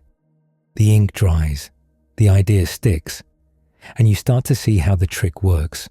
The whole book can disappear, and it still doesn't matter, because the sharp little lines, the ones that stick, keep getting copied anyway. Quietly, like contraband tucked into the lining of a coat. A little line here, a borrowed image there. A phrase that sounds so right, people stop asking where it came from. Days blur. Roads change. The dust tastes different. You find yourself farther north, in a place where the hills are gentler, but the politics are sharper. There's a teacher speaking to a crowd, and the crowd is the usual mix. The devout, the curious, the bored, and the guy who came because his friend promised food. They're standing shoulder to shoulder. Someone's sweat drips down the side of your face because personal space is a myth. A man at the front is talking about the Son of Man. You've heard that phrase before, but now it lands differently because you can't unhear Enoch. In Enoch's world, that title isn't just a humble way to say a human. It's a figure, a presence, a throne-adjacent nightmare for the powerful.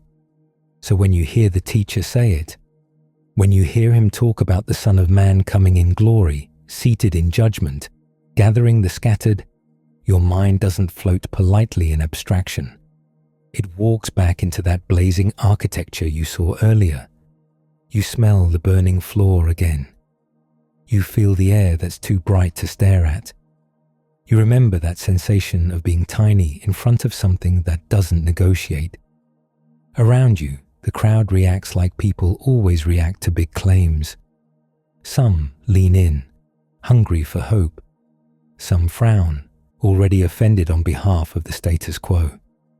One man scoffs like he's tasting something sour, but the phrase keeps moving through the years like a persistent cough. Son of Man, not fading, not shrinking, growing legs. You can watch it happen in the way people repeat it later. They don't repeat it like a metaphor. They repeat it like a role, like a person-sized answer to the world's mess. And the Enoch-flavored edges stay on it, even when nobody admits they've been snacking from that pantry. Time lurches again, and now you're in a different kind of room. This one is colder. The stone walls sweat. The air smells like wet rock, tallow smoke, and the musty breath of old parchment. A monk sits at a desk with a hunched posture that screams, "I have not felt joy in my lower back for 20 years. He's illuminating a manuscript, not just copying, decorating. Gold leaf catches the light like trapped sun. Pigments sit in shallow dishes. Red made from crushed something. Blue made from a stone that costs more than your entire family line. Black made from soot and regret. He's painting angels, lots of angels, and not the cute little baby-faced ones that look like they should be holding a Valentine card. These are officials. They have serious faces and even more serious wings. He paints them in ranks, orders, categories. Like heaven is a palace with a complicated org chart. He writes names in careful script near the figures, because apparently the invisible world now needs labels. Michael, Gabriel, Raphael, Uriel. The names sit there like familiar tools. You saw them earlier, back when Enoch was walking through cosmic fire, like a man who lost a bet. Those names were part of the machinery. Watchers, messengers, enforcers, escorts through places you weren't supposed to know existed. Now, they're on a page in a cold room, surrounded by golden vines and decorative flourishes like somebody took the terrifying bureaucracy of heaven and turned it into a luxury brand. The monk leans closer, tongue slightly out, trying to get the wing feathers just right. His breath smells faintly like garlic. His hand trembles because he's human and tired, and one bad shake could turn archangel into blob with opinions. He mutters under his breath, annoyed. Ink splatters. He sighs like the world personally offended him. But he keeps painting because these names matter now. You can feel the shift. Once, angels were mysterious. Now they're staff. They have titles, jobs, assignments. Somebody, somewhere needed the invisible world to be organized, and Enoch handed them the filing cabinet.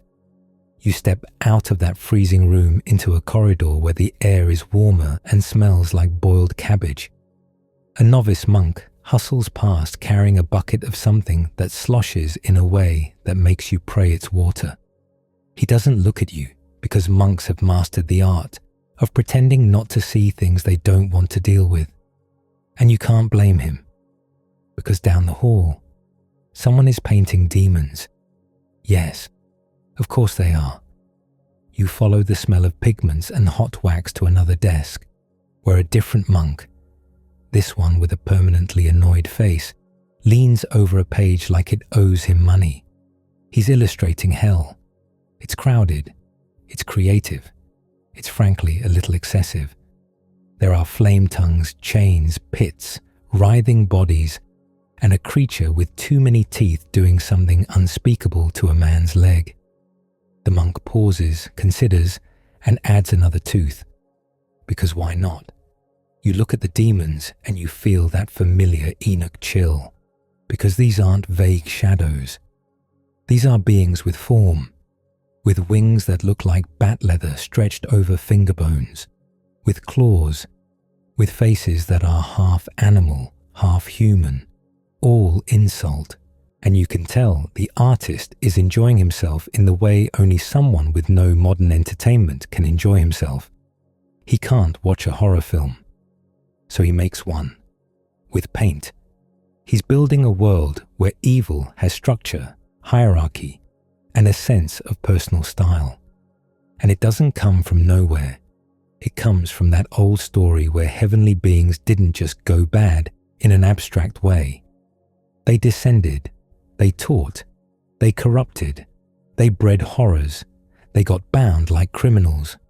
That's not a misty moral lesson, that's a plot. So when medieval imaginations need villains, real villains, with backstories and punishments, they reach into the same drawer of ideas. Fallen angels, watchers who watch too hard, spirits that used to be glorious, now reduced to hissing in the dark like snakes with grudges. The monk dots in little eyes all over a creature's body, because apparently one set wasn't enough for his artistic vision. He leans back and cracks his knuckles.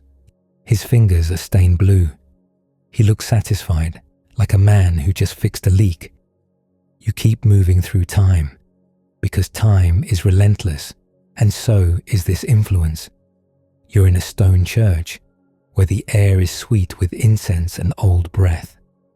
The walls are painted with saints staring at you like they know what you did. A preacher's voice fills the space, bouncing off the ceiling. He's talking about the devil, not as an idea, as a biography. He describes a fall, pride, rebellion, a cast down from height to depth. He talks about heavenly glory turning to ash. The congregation listens like people listening to a scandal. You can feel how much they love this part. People have always loved the story of someone powerful getting taken down. It's the oldest entertainment, and the preacher feeds it to them with confidence, like he was there with a clipboard taking notes. You stand among them and feel that familiar itch again. Because this kind of detailed full story, this kind of cosmic rebellion with names and punishments and a prison vibe, it has Enoch's fingerprints all over it. Not necessarily in the exact words the preacher uses, in the shape, in the confidence that heaven has a criminal record, in the assumption that angels can go rogue, and when they do, it makes a mess that trickles down into your everyday life. A baby starts fussing in the back. Someone shushes it with the desperation of a person trying to keep their one quiet moment per week. The preacher raises his voice. He talks about chains, about darkness, about beings kept for judgment. You can practically see the old Enoch scene behind his words, the bound watchers, the prison, the pleading.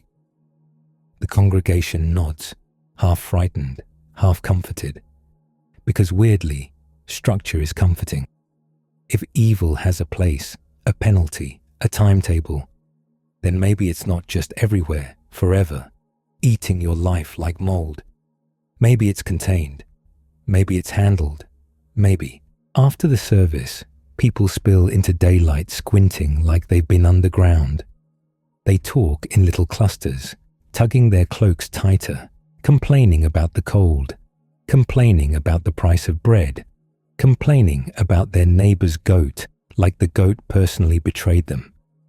And you watch them carry the preacher's images with them, chains, fire, fallen angels, ranks of heavenly beings, a judgment scene with thrones and glory.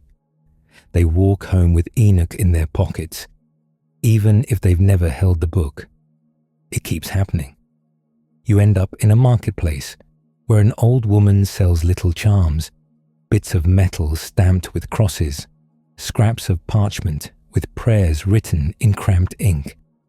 The stall smells like sweat, onion skins, and the sharp tang of cheap metal.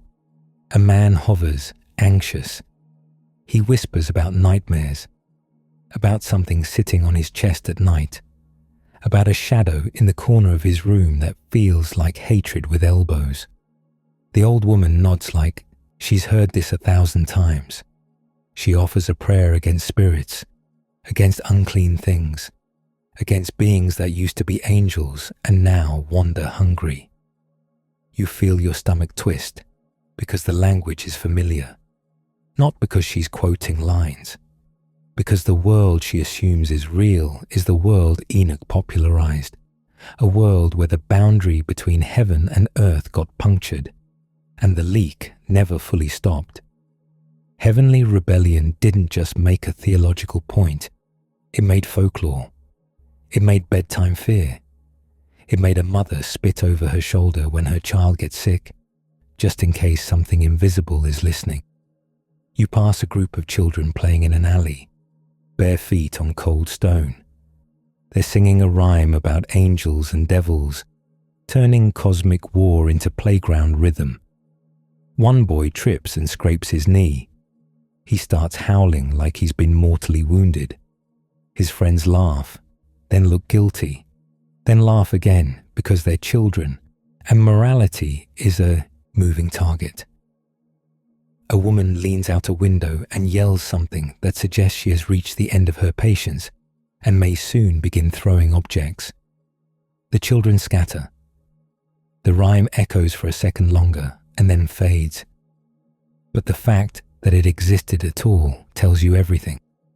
The ideas have sunk down into the level where nobody thinks about where they came from.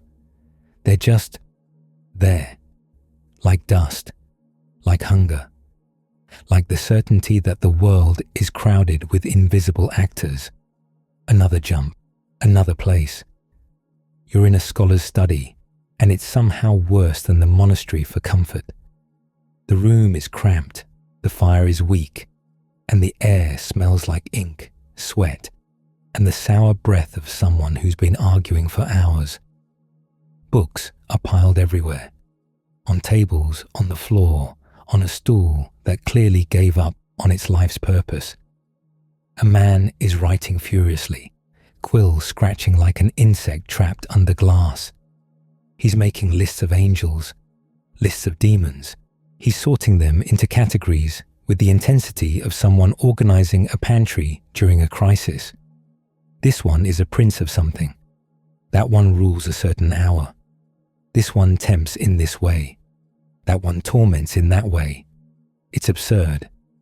It's also familiar.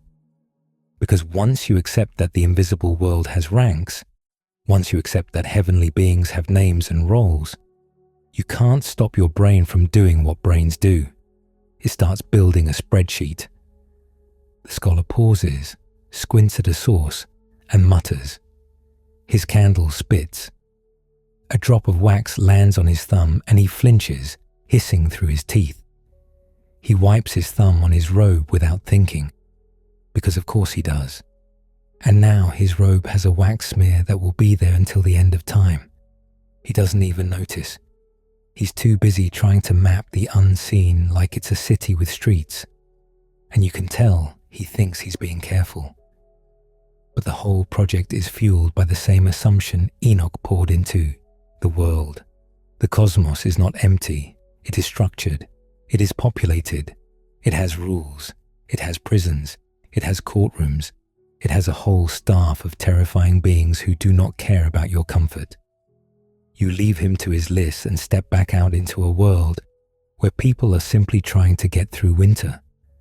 In a village, a priest stands by a sickbed. The room is low-ceilinged and smells like old straw, sour milk, and the sharp ammonia bite of chamber pots.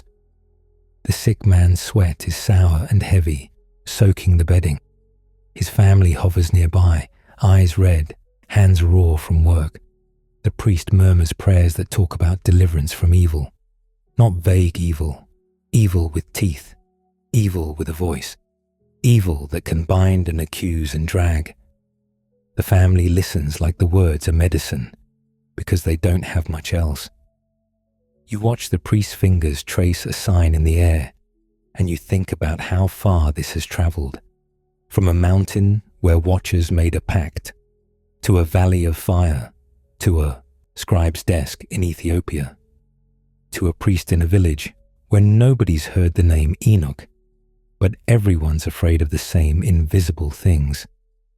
The fingerprints are everywhere, in the way people picture judgment as a scene, not an idea, in the way angels are treated like ranks in an army, in the way evil becomes a rebellion story, not a random fog. Even the language sticks: abyss, chains, darkness kept for judgment, holy ones arriving in overwhelming number. You hear it in songs, you see it in paintings, you feel it in the way a crowd goes quiet when someone starts talking about what happens after death, as if the room itself is leaning in. Because Enoch didn't just give people a scary story. He gave them a world that fit their fear. A world where the chaos had a cause, where the violence had a backstory, where the invisible realm wasn't a blank sky, but a messy household with rules, rebels, and consequences. And once a mind has lived in a world like that, it doesn't go back easily, even when the book is gone, even when the title becomes a rumor, even when someone in authority wrinkles their nose and says, "Not received." You walk through centuries like they're rooms in a house, and in every room you find some small object that clearly came from the same place. A phrase tucked into a letter, a name painted in gold, a demon with too many teeth, a preacher describing a fall from heaven with the confidence of someone reading a court transcript, a frightened parent whispering about spirits that linger, a scholar making lists like he can file the universe into neat drawers. Nobody is holding the Book of Enoch in their hands, but you keep bumping into its furniture. Eventually, you end up back in a place that feels quieter. Not quiet like peaceful, quiet like thick. A library room where the windows are small, the light is grey, and the shelves smell like dust and leather.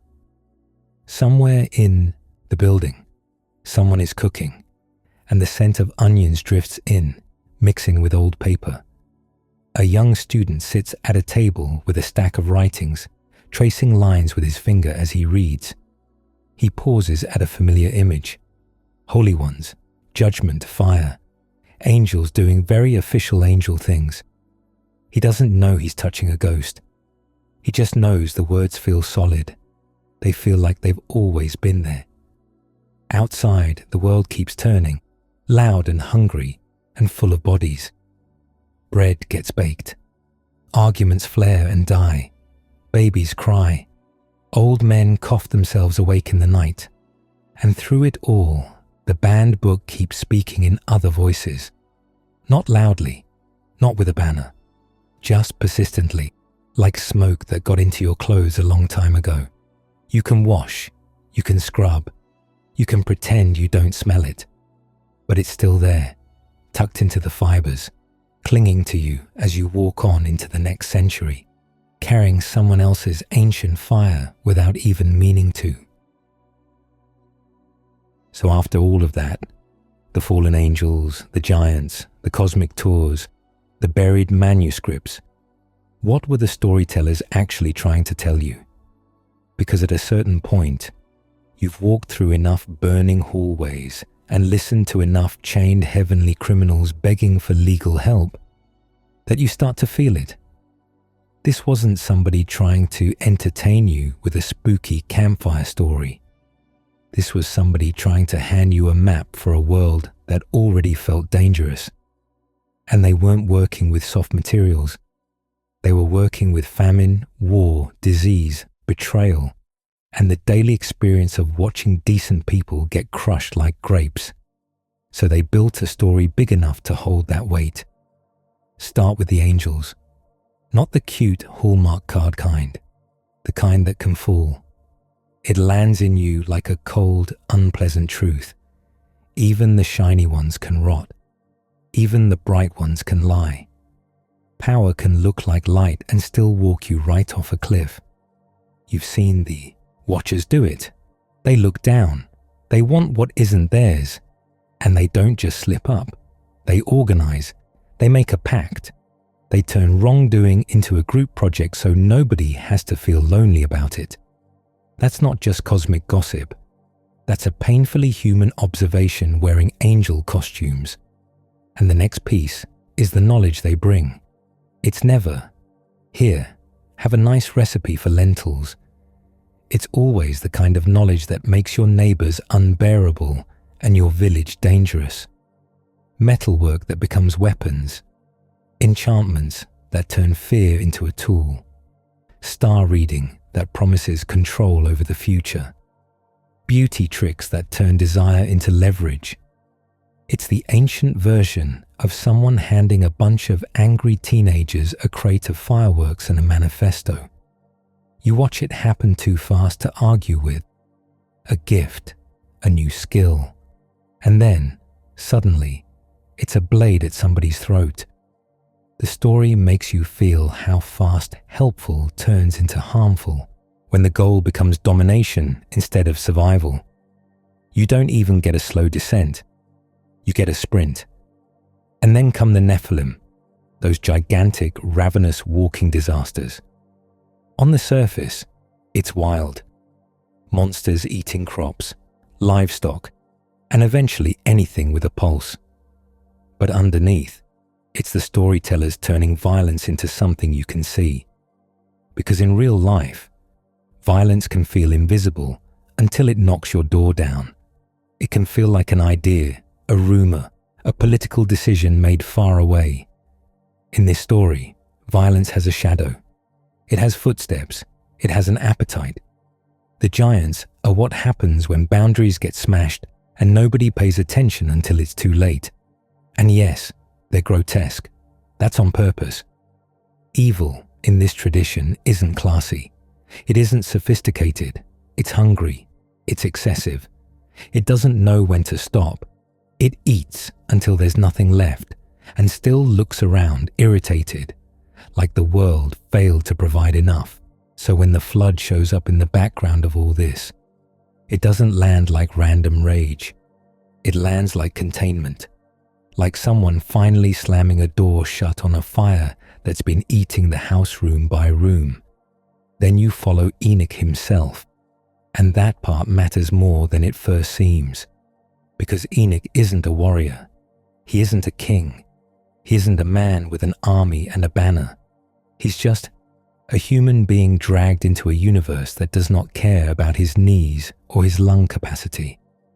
And by sending a regular man through cosmic machinery, through blazing floors, terrifying beings, prisons for angels, the storytellers are doing something oddly gentle.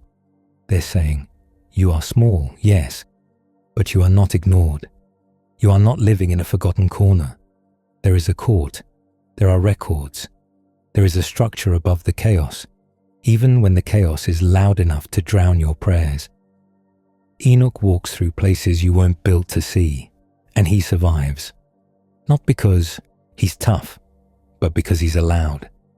That's a quiet kind of comfort tucked inside all the screaming. The afterlife sections do the same work.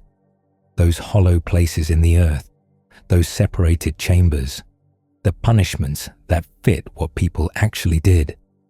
This is the storytellers refusing to accept that the universe is morally sloppy.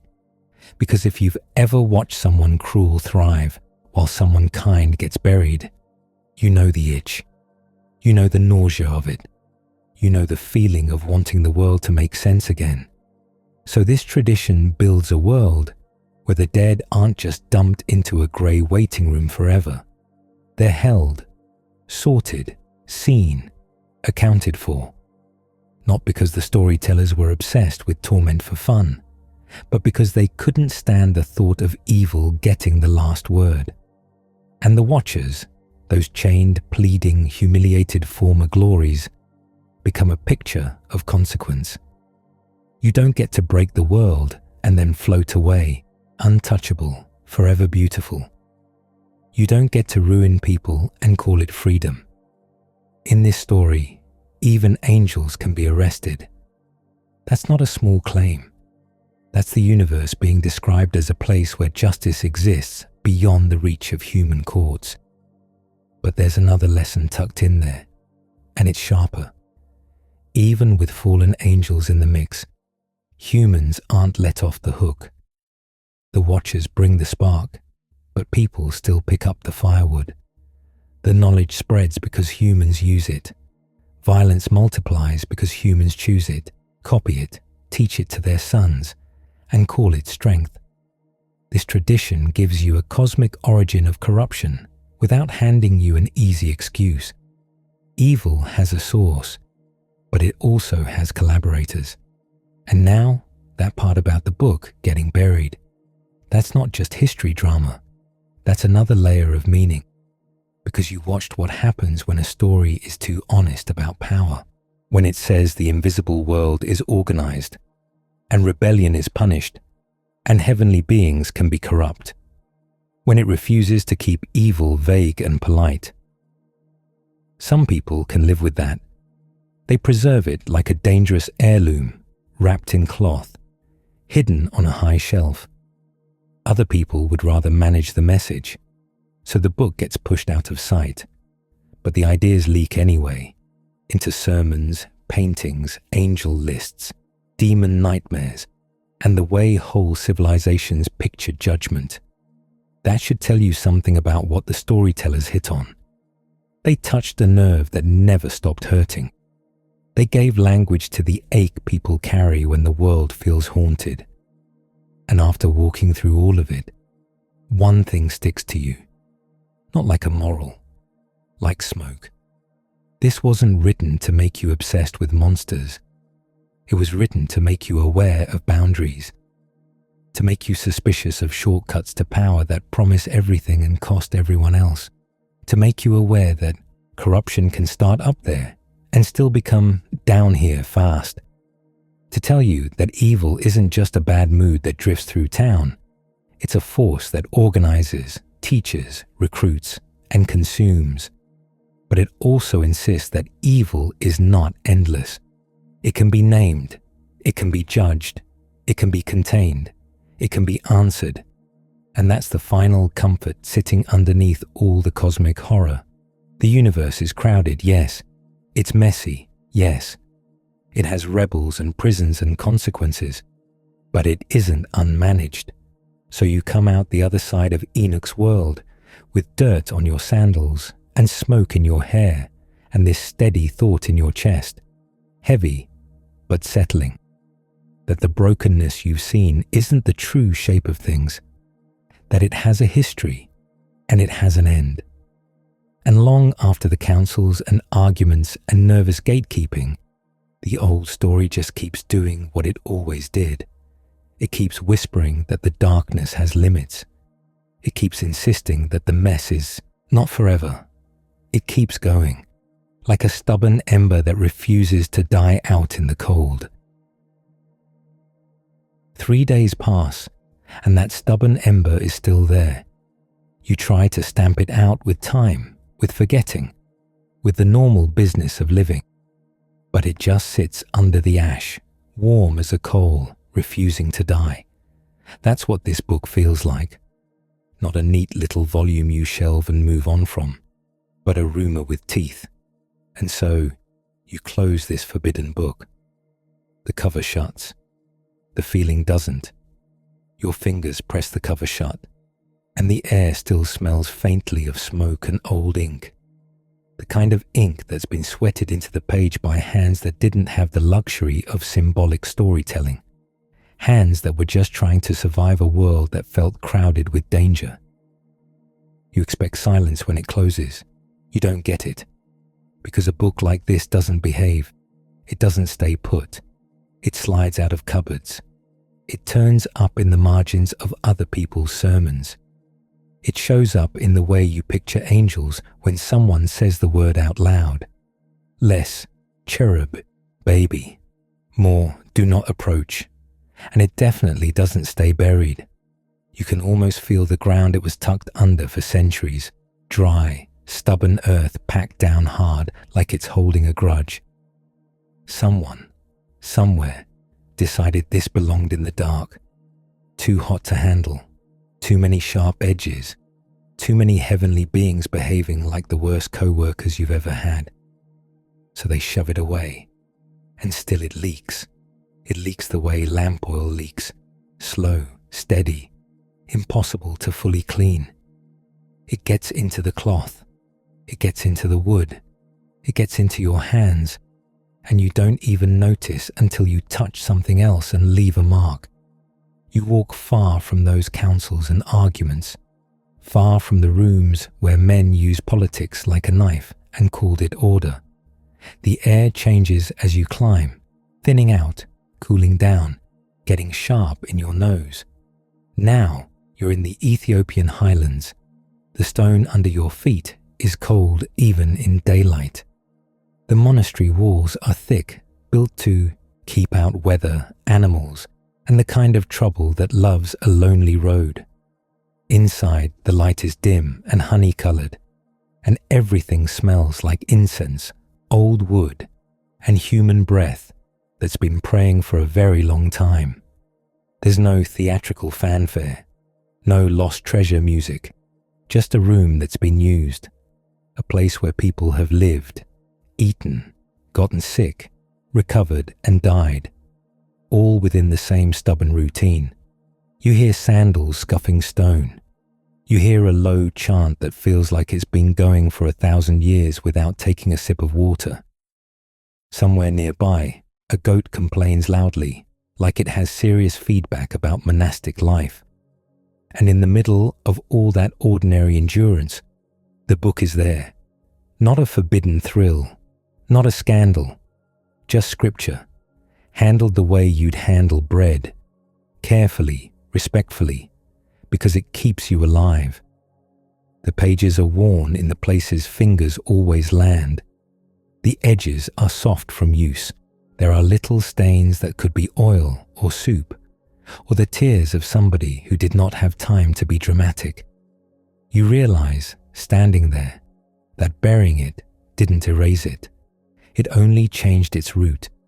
It moved like water finding a crack. It traveled through mouths instead of libraries, through stories instead of shelves, through people who didn't have armies or printing presses, just stubbornness and dry hands and the ability to keep reading when nobody applauded. Out in the wider world, the book's fingerprints kept showing up anyway. Every time someone tells you there are ranks of angels, like heaven is running a government office. Every time a painter gives a demon a grotesque body, all teeth and hunger and spite. Every time a movie decides evil needs origin stories, backstories, paperwork, a whole tragic fall from grace. You can sit in a dark theatre, sticky floors, stale popcorn, and watch modern people play with ancient terror like it's a weekend hobby. Wings flare, eyes burn. Someone whispers about forbidden knowledge, and the room goes quiet for a second, because even now, that idea lands in the gut. The book isn't on the screen, but you can feel it behind the screen, like a shadow behind a curtain. And the questions it raised never really retired. Where did evil come from? Why does power rot? Why do people hand each other tools that destroy them and call it progress? You can swap out the props, swap out swords for algorithms, charms for chemicals, giants for systems too big to argue with, and the ache underneath stays the same. You still live in a world where cruelty can look organized, where harm can feel coordinated, where the innocent can get crushed and the cruel can sleep just fine. This old book doesn't pretend that's cute. It stares right at it, wide-eyed, appalled, and says, "The universe notices." It says, "There are records." It says, "Even the shining ones can fall, and even the fallen ones can be held." So it's almost funny, in a tired way, that anyone thought they could make it disappear. As if a story that big, full of blazing flaws and chained rebels and a human being dragged through cosmic machinery, was going to politely vanish because someone in a nice room didn't like it. As if people could be told, "Don't think about the darkness," and their hearts would obediently comply. Some books are too dangerous to keep. Some are too important to lose. This one is both, and it's been proving it for 2,000 years, surviving by slipping through cracks and clinging to hands that refuse to let go. You step back out of the monastery and into the thin, cold air. The sky is wide. The hills roll on, quiet and stubborn. Smoke rises from someone's cooking fire, and it smells like grain and ash and patience. Life keeps doing what it does. Animals bleat, people walk, someone laughs and coughs and keeps going. And somewhere behind stone walls, a voice keeps reading. The same words over and over, steady as footsteps on rock. Empires rise, argue, ban, and collapse. The book remains. Quieter than the shouting, older than the fear, still warm under the ash, still refusing to stay buried. And somewhere, the story continues,